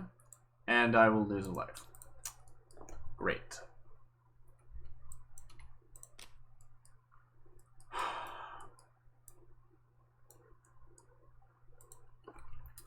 I'm just gonna say infinite lightning strikes. I think there's nothing more reasonable for me to attempt in such a scenario as this. I mean, yeah, it's one of those things where, like, this style of live foraging is, like, I know there's more powerful cards than certain, like, there are really powerful cards that are possible with the AI, but it's really hard to do them, like, on purpose. Alright, so Infinite Lightning Strikes is a 3-mana instant that says it deals 3 damage to target creature, not player. You may put a brick counter on target creature. Are there any creatures that use brick counters?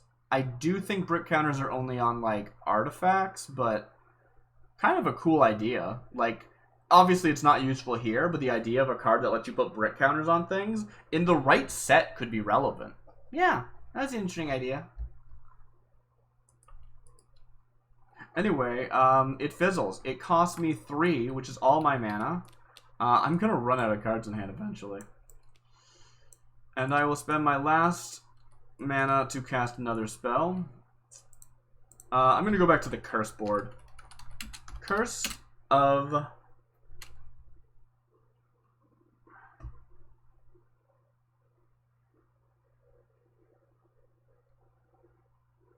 If you were, like, talking to a witch, okay, and they were like, I'm gonna cast a spell to turn you into a toad. I'm with you so far. What would the name of that spell be? Like toad form, I guess? Polymorph toad? Maybe. You wouldn't call it, like, Curse of Being a Toad, right? Like, what would you call that? Yeah, I think it's like toad form. I mean, I feel like if I cast toad form, I'm gonna get, like, enchant target creature becomes a toad, right? We've got actual spells that do that. I don't think the AI is going to make that conclusion, though. You should try it. What's the worst that could happen? Toad form. Honestly, it's probably going to make a creature. Right, and we banned creatures, so if I do, I get a reroll. I don't just whiff. Yeah. Alright, great. Toad form. Toad form is a creature frog. It has flash. When it enters the battlefield, sacrifice it unless you return another creature you control to its owner's hand. It's just bad. It's just a bad card, except this is actually a really cool card. Yeah. Do you see what this is? Like, you're casting toad form on your own creature, which bounces it to your hand and replaces it with a toad. Well, it's a frog, but that's because toad isn't a creature type. This saves it from being like dying, right? Because you could like intercept something with this, or you could do it before blockers because it has flash, and then block with the toad, saving your really big cool thing, or maybe not your big thing, but your thing that like costs 1 mana. This is actually a really cool card. The design is legitimately interesting, despite the fact that it looks really weak on surface level. But yeah, it's a 2-mana 2/2 with flash that also allows you to bounce something. It's weird that it says, like, sacrifice it unless you return another creature you control, but being allowed to return a creature you control to its owner's hand is actually situationally useful to save something. It'd be better if it, like, exiled something and then brought it back or something like that, but it's still a cool card. It's a very cool card. That cost me my last mana. I have no valid targets, and I pass the turn. Oh, wait, no, you don't. What? Oh, right, I cast a creature. I get to roll again. I don't think Toad Form's ever going to give me a non-creature, but we'll try one more time. Yeah, try one more time, just in case.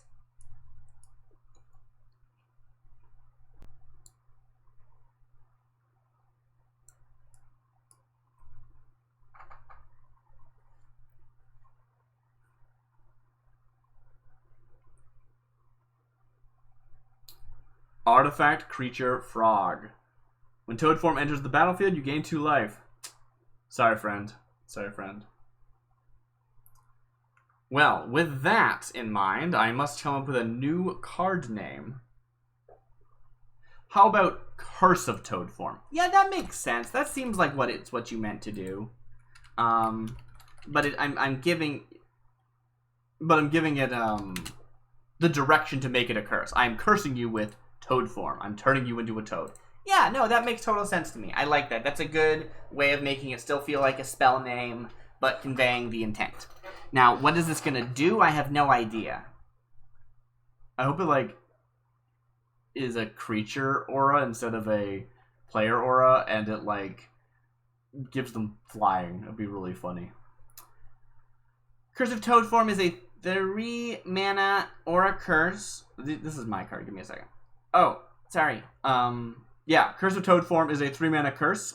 Enchant player, whenever enchanted player loses the game, sacrifice Cursive Toad form unless you discard a card. Once again, this is a card that does not do anything, but also asks you to do something that is not possible. Once the game is over, you cannot do anything anymore, and therefore it's asking you to perform an illegal action, so it gets re-rolled.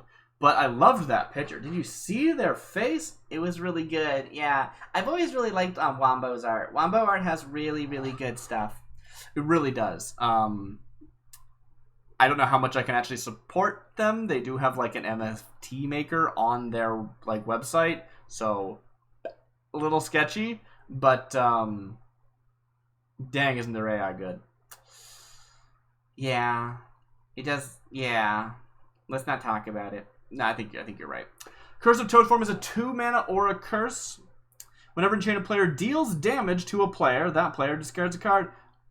As we mentioned before, players don't deal damage, so it is asking you to do something that is irrelevant. You could argue, well, it's asking you to do something. It's saying whenever this thing that happens that can't happen, do a thing, which means you'll just never do it. But if it asks you to do something in response to something that can't happen, that's part of my reroll rules. That gets rerolled. That's closer to the vanilla rule than the broken rule, but still. Cursive Toad form is a zombie horror. We're actually, see, this is what I'm saying. Sometimes you cast a spell and it still says, hey, you know what? We're going to give you a creature anyway. I'm curious what this does anyway, though. 4-mana 2/4. Beginning of your upkeep, you may exchange control of target creature's power and toughness. So, if this was worded differently, I think that this could be an interesting card, right? Beginning of your upkeep, you may swap a creature's power and toughness until end of turn, then it reverts. That's a cool idea. However, this says you may exchange control of target creature's power and toughness. That doesn't make any sense. Could have been interesting. Interesting concept. I do think that if you were going to make a custom Magic set, using Urza's AI to get yourself started would be a great idea.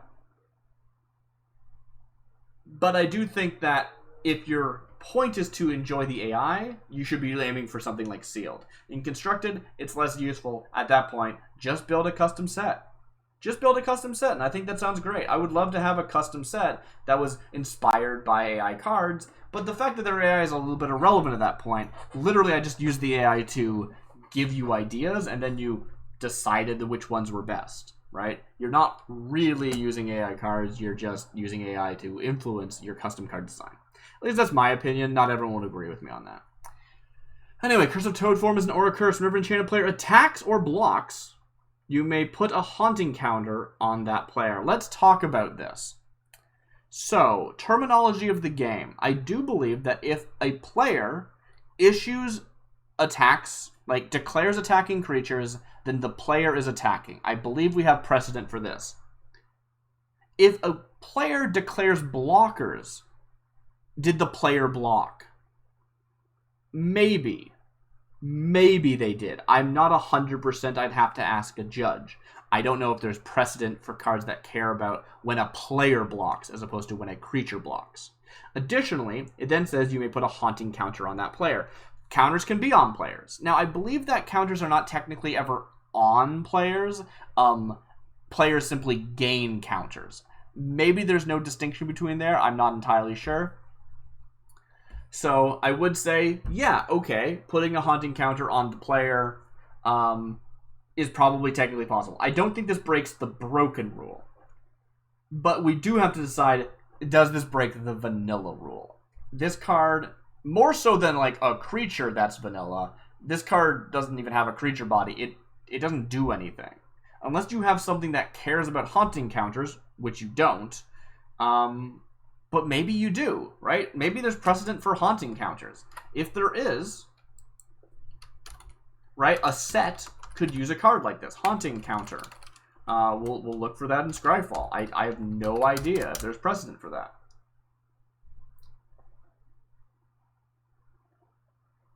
Even if there was, they probably wouldn't be counters on a player.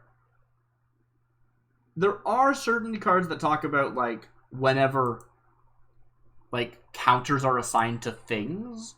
So, I would say this is a card that technically could have interaction, but still falls within the vanilla camp for practical purposes, and we will reroll it.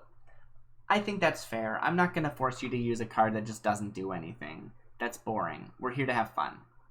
Thank you. Curse of Toad form is a 4-mana Aura Curse this time. Whenever enchanted player attacks, you may sacrifice Curse of Toad form unless you discard a card.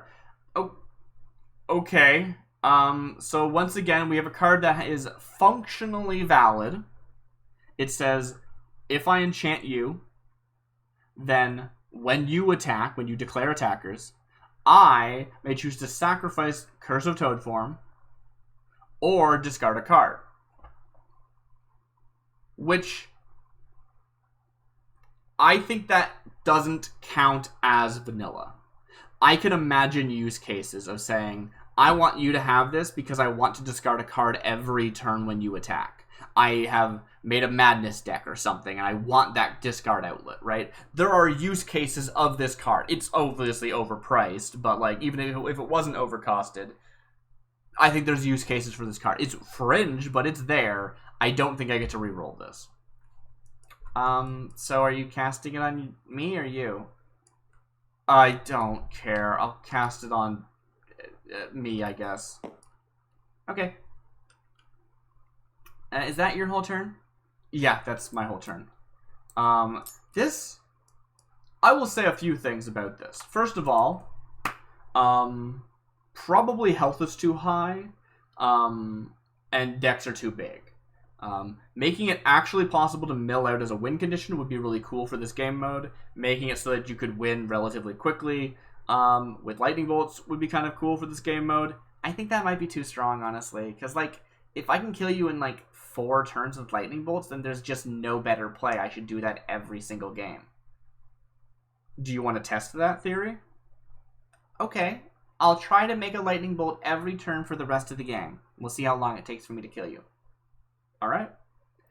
But no, this definitely seems like much slower without creatures, right? So I think that if you were going to do this format, you would want to have a smaller deck. You would want to have, like, I could force you to draw extra cards every turn, and that could be a valid win condition because your cards don't do much, right?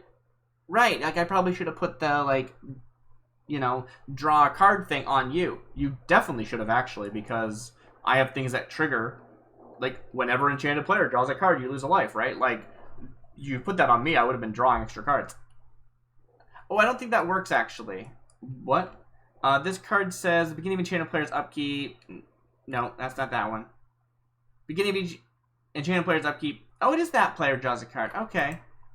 Maybe I had this before you cast Curse of Worms on yourself? It's possible, but we can see a win con there. It's just... the games are very slow and long, especially when I'm narrating like this. Maybe they wouldn't be if it wasn't like that. I'd have more testing is certainly necessary. Right, definitely. Do you have anything else on your end step? I don't think so. No. Okay. Alright, great. I am going to move to my untap and my draw. My upkeep does pass, however, and it says... I sacrifice an artifact or creature. I don't have any. I draw a card, so I draw an extra card. However, I should have discarded a card last turn because I forgot. And each opponent loses a life, so take 1 damage. Ah, yes. And I said I was going to try and do a lightning bolt every turn, so I'm just going to see if I can. And, I mean, if I succeed, like, that's 1 mana. Right, you have to cast unique spells, though.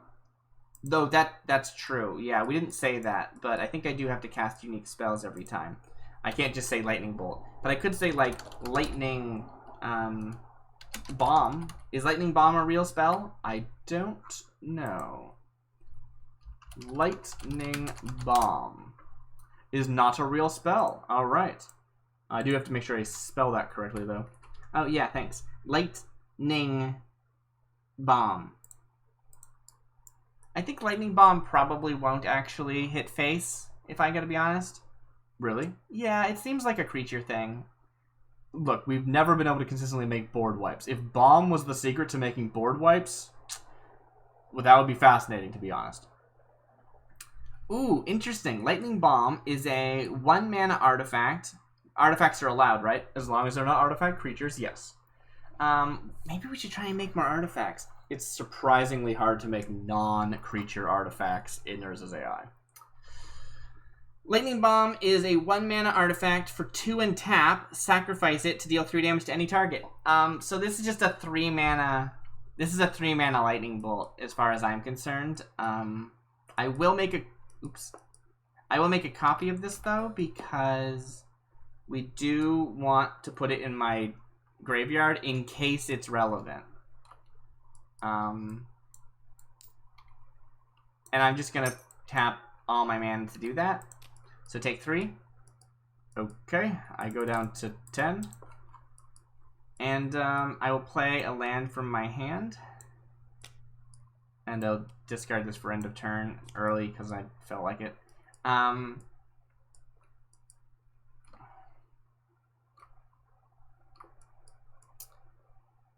we're going to try it again. We're going to try another lightning bolt sort of thing. I think I don't want to just keep using the same like phrasing though. So how about like...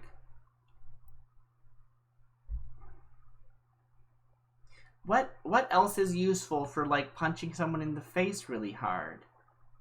Like lightning is the obvious. Fire is also good. Like fireball. Okay. Well, what if I went with like... Can I add like terminology? Like Darcy's fantastic fireball? Is that legal? That's definitely legal. Go for it. Alright, let's see if I can do 10 damage to your face for like 1 mana. I mean, probably not. Probably not. Darcy's Fantastic Fireball is a 5-mana instant. It deals 2 damage to target creature and 2 damage to target player or planeswalker. I don't know Magic rules well enough to be sure, but I think it's not like deals 2 damage to up to 1 target creature, so the fact that there are no creatures means this fizzles, I think. I think that's true, yeah. Well, I dodged 2 damage. Yep, you did. Alright, I pass. Alright. It's my turn. I'm going to untap. I'm going to draw. I'm going to then discard that card. And I will take 1 damage in the process. Whenever a chained player draws a card, you lose a life. Whenever a player draws a card, you may have target player discard a card. Wait, whenever a player draws a card? So every time you drew a card, I also should have lost my cards. Oh. And on top of that... Okay, sure. You've been drawing extra cards. Yeah, my bad. I didn't notice that.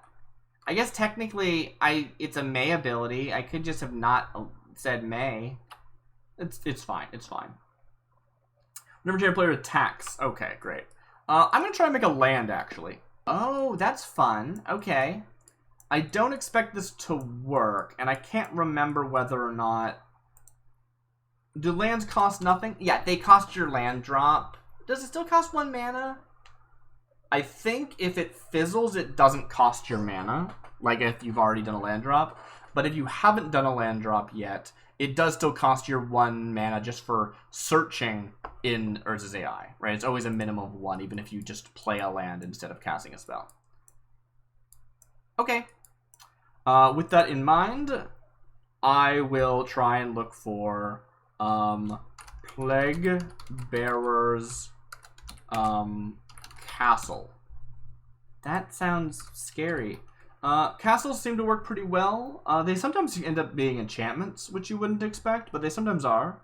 Sometimes they're also artifacts, but I do think that they are most commonly land.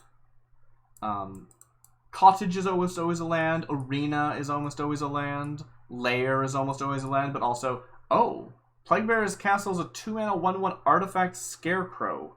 Whenever a creature dies, Plaguebearer's Castle deals 1 damage to that creature's controller. That is actually pretty good. Unfortunately, we have to re-roll it due to our no creature cards rule. But otherwise, not a bad spell. I could see that being used. I will once again reiterate in case anyone's watching. I think that the best use for Urza's AI is for limited. Saying, I open my pack, it contains, and then you make up like 15 cards, and that's your pack, right? And then you build from that sealed pool, that limited pool. This I'm trying something alternative to that, which is very much just make them on the fly as you go. Which is an interesting idea. It does slow things down in-game quite considerably, but it also means there's less like front-loading of work. So, it's a thought. When Plaguebearer's Castle enters the battlefield, sacrifice it unless you return a non-Pegasus creature you control to its owner's hand. That's very specific. That's very specific. Either way, it is a creature.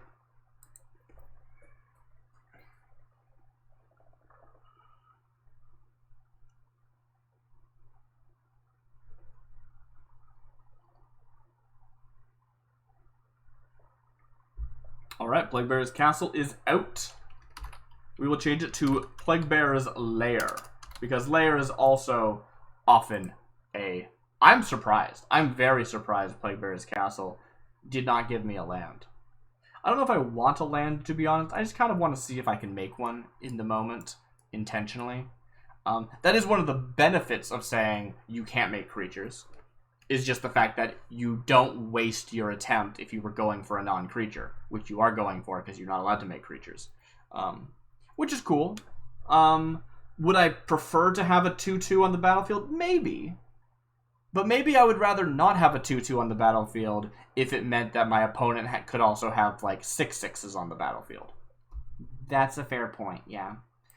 So you're rolling with a new name. You're allowed to change the name if it ends up being creatures twice in a row, right? What's the name? It's Plaguebearer's Lair. I actually found Lair often gives enchantments, which is cool, but not always. It gave you another creature. It did. Not a terrible creature, not very good either, but, you know, could be a lot worse. We're going to re-roll that before the images have loaded. Basically, if you wait for the images to load, probably this roll will get interrupted with the other like version of the page finalizing. But if you roll before the images are done loading, you should be able to dodge that.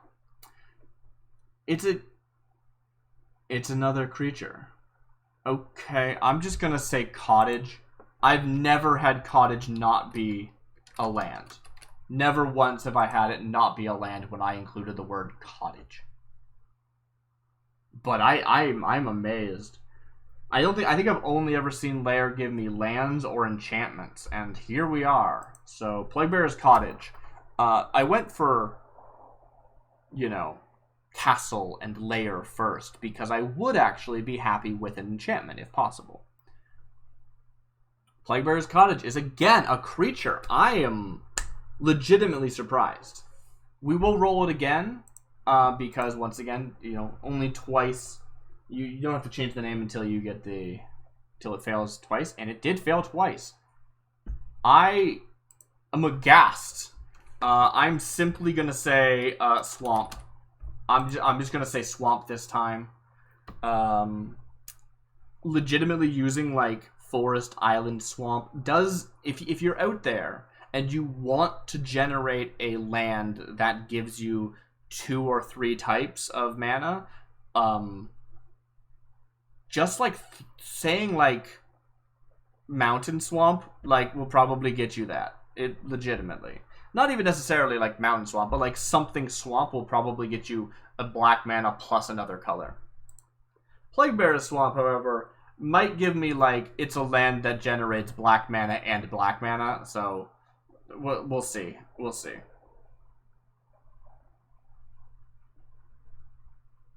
It's a creature. It's another creature. That's amazing. You're gonna roll it again? Yeah, I'll roll it one more time. If this doesn't work, I'm just gonna not try and get lands anymore. I'm wasting too much time. Yeah, it's a lot. This is definitely the downside of It's another creature. It's a zombie bearer. I mean, definitely Plague Bear is the thing that's confusing it the most. Yeah, that's definitely true. Do you want to try another land but change out Plague Bearer? Sure. Yeah, how about just like Swamp Lair? That's gotta work, right? Yeah, it has to. I say very confidently. Alright, but yeah, if you're looking for generating that kind of cards, I will say sometimes the game will generate cards that do not have text. They instead have reminder text that say, you know, this generates white and blue mana. And you're like, oh yes, that makes sense. Because technically, it is the type island or the type plains that makes it generate the mana it does. A plains does not actually have text that says, you know, the thing. It does not actually have text that says generate white mana. However, sometimes the cards here will have reminder text that is wrong, and it will be like, it is an island mountain. It makes white and blue. And you're like, well, it's half right. I've made a Swamp Lair. It is a 2-mana instant that target creature gets -2/-2. Not a terrible card, especially in limited, but however, in this situation, it does whiff. I think I do need to keep trying to get lands. I'm legitimately surprised by my inability. I'm going to say Tower this time. We didn't do any Towers yet, but Tower has also been very, very good for me. One of the first lands that I made was Eldrazi Tower, and it was beautiful. Here we are, land. I can add colorless. I can sacrifice it to draw a card if I need to do that for some reason. Cool. So Swamp Tower is a land that costs me a mana to do because I decided that maybe I should change that rule. Do you want to change that rule like live? I don't like changing rules live like that. We've already done it a bunch this game. That's true. Yeah, if you get a land, you may play it for your land drop. It does not cost you the mana in your mana pool. Great. So now that's Swamp Lair. That's not the right one.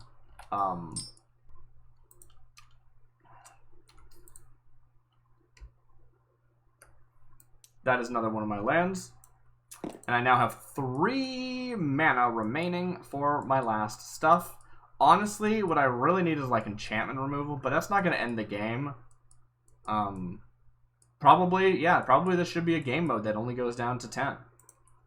How about the spell Cut in Half? Okay, so Cut in Half sounds like a magic spell name, but not like a wizard spell name. That's true. How about like Arcane Dismemberment? That's gross, but yes, that sounds good. I feel like the problem is I'm generating like kill spells the one time I don't want to generate kill spells. That is true. Like, how do you distinguish a spell that is designed to hurt creatures versus hurt players? Like, players don't even really exist in the concept of the like games. Oh, it's an artifact. It is. 2 mana, Arcane Dismemberment. For 2 and tap, I can put target creature card from my graveyard on the bottom of your library. That's not very good. It is entirely useless, but not functionless. Yeah, I don't think I get to reroll that. I don't think you do either. Okay.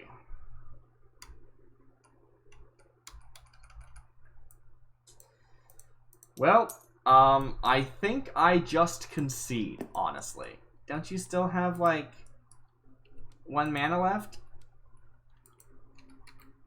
You know, you're right. I still have 1 mana. I'll cast a single another spell. feel like in this situation, my girlfriend would cast a spell like win the game. How can I make that sound like a wizard spell? Game-winning charm? Sure, game-winning charm. Why not? So I haven't ever tried making charms in this before, but charms are like an actual, like, cycle in Magic, right? Do you think it's going to give you, like, a multicolored spell that, like, has modes?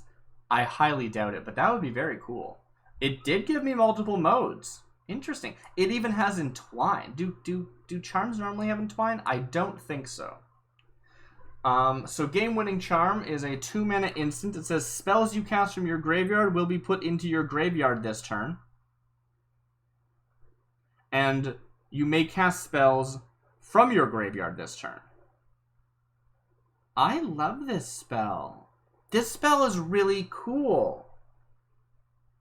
Do you think this overrides spells that would get exiled?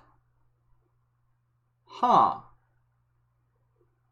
I think it technically is broken, because it says spells you cast from your graveyard will be put into your graveyard this turn. Like, what does that mean? Like, after they resolve, put them into your graveyard? I think it's technically wrong, but this is one of those cards that you look at and you go, oh, this inspires me to design a custom Magic card. And this is what I keep saying, right? Use AI to help design your custom Magic set or block or cube or whatever you want to call it. But you don't have to really feel bound to the cards. Don't do like it's AI Magic and I'm gonna make an AI Magic set, because you can always just cherry pick the absolute best ones of the infinite possible. It's not. I think it's less magical once you've done that. You could decide not to do that, but if that's the case, I think you should play sealed. That's my that's my opinion. That's my opinion. So this card, I think, technically does not work how written, but it's such a cool spell. You may cast spells from your graveyard this turn is the mode you would normally take, and then you would cast spells from your graveyard. But if you entwine them for 4, spells that you cast from your graveyard will return to your graveyard. Now, is that relevant? Maybe. It's possible. There's a lot of things that say if you cast this from your graveyard, exile it. And this would say, no, don't exile it, put it into your graveyard. Would that function? Would a judge approve of that? Probably not. I think that's probably not true. The card text of exiling it would probably override this text, but I don't know. I'm not sure. I don't know enough about layers. Either way, it's a fascinating concept that I think someone could probably turn into a real interesting card. Regardless, I will shake your hand and say that I concede. I think we learned a lot about the format. Yeah, I think that fewer cards so that mill is viable, fewer life so that burn is viable. Since creatures are not. And I think that is interesting. Now, again, how viable is burn? Like, how many turns could I kill you in if I literally just said lightning strike,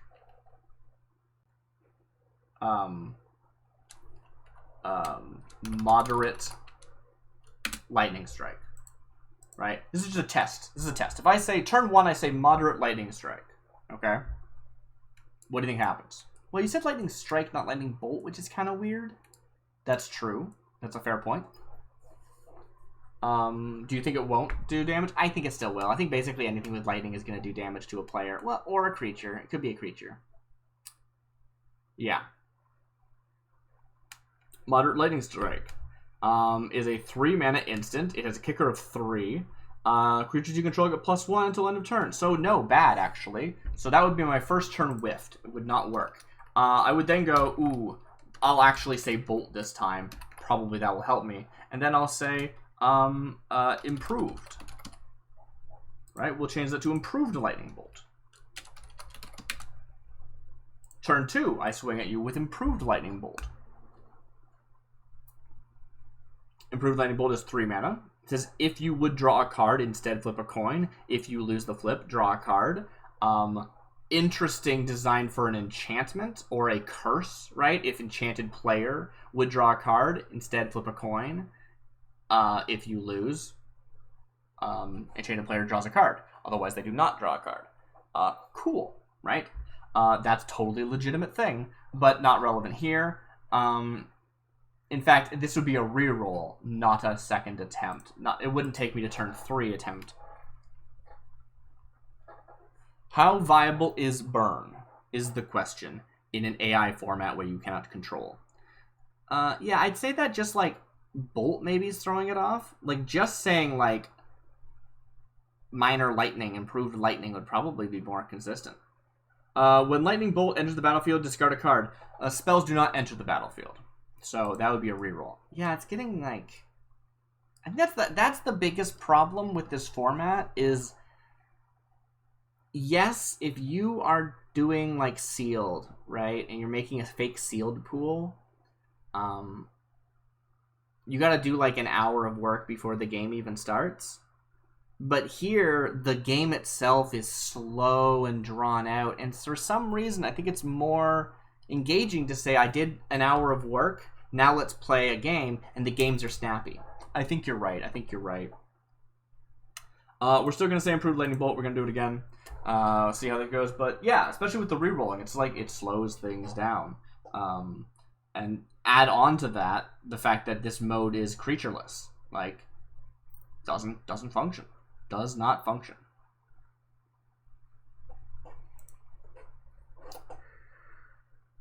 So, dropping the voices. Hi everyone, I'm DarcyBits. I hope you enjoyed my experiment. I don't know why you would, not to be too self-deprecating. On Mondays and Tuesdays, I tend to do 2 damage to any target. Cool. So on turn 2, you do 2 damage. But wait, there's more. You play a land and you cast another spell. You get another one. So far it's turn 2, spell 2. We've done 2 damage. So yeah, how do we talk about that? Well, yeah, my Mondays and Tuesdays right now are more experimental things, either drawing or game design or any little thing I want to work on. My Fridays are actual gameplay of actual games, but my Mondays and Tuesdays do commonly still have stuff. I've done Arkham Horror, I've done some other games that are video games, and I am wanting to do more actual Magic, AI Magic gameplay. I just haven't done that yet.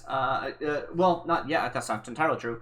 Tomorrow, or last week if you're seeing this on YouTube, the YouTube video for Dwarves vs. Gremlins is coming out, which is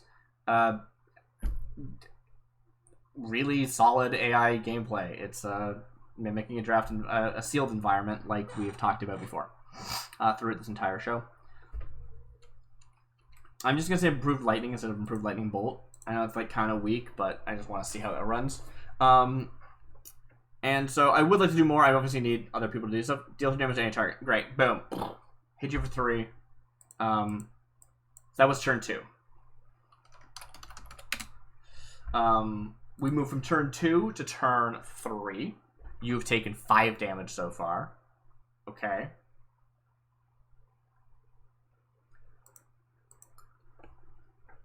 If you can consistently make damage, like burn spells, then there's no other, like, there's no other format that's relevant, right? Major Lightning, untap all creatures, blockers, and creatures that blocker can control. What? Untap all creatures? Yeah, that's a reroll. That doesn't make any sense. So yes, when my partner B is available again, we will be doing more AI generated stuff. I have a pool of worms and leviathans for us to play with.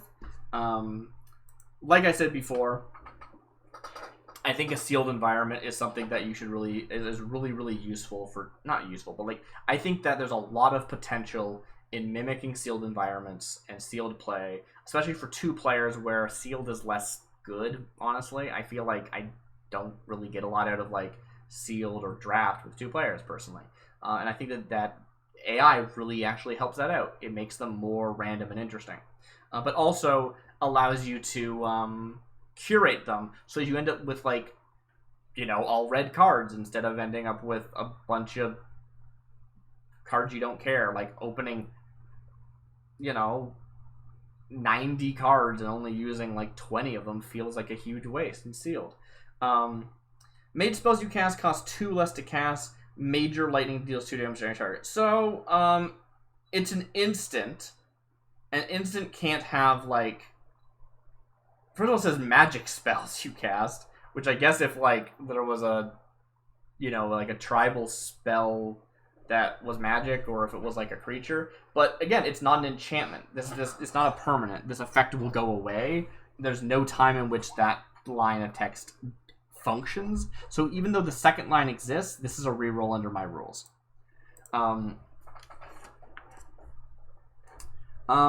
But yeah, so it's like, even though I'm talking about the idea of like sealed is like really, really where it's at when it comes to AI for me personally, it's funny for me to then go, I've generated this pool of cards and BNR are going to play with them. I didn't go through and pick out the best cards of the best, right? I went and I systematically forged those cards, to use the game, the, you know, Urza's AI's terminology. I gotta sneeze. Oh, so sorry. Ugh. This needs to be re-rolled. I want you to give something +1/+1/+1/+1/+1/+1. So there you go. I just wanted to say that before I rolled, in case anyone was wondering why I re-rolled it. Apologies. Where was I? I don't remember. I'm usually only streamed to 7:30 and it's 8:30 and I'm just lost. It's not a huge deal. So major lightning does 3 damage. Boom. Great. That means you've taken 8 damage now. But wait, there's more. I have the next turn. Or the next, I play a land. I get to do it again. Right? So I could theoretically kill you this turn, and it is turn, what, 3? It's turn 3, and I can kill you right now if we made the game 10 life. And the thing is, if I made the game 20 life, I think this is still the strongest policy, because it's just so dang easy to do. And I don't think anything else is going to be faster than it. I think what I've discovered is that this format just doesn't work.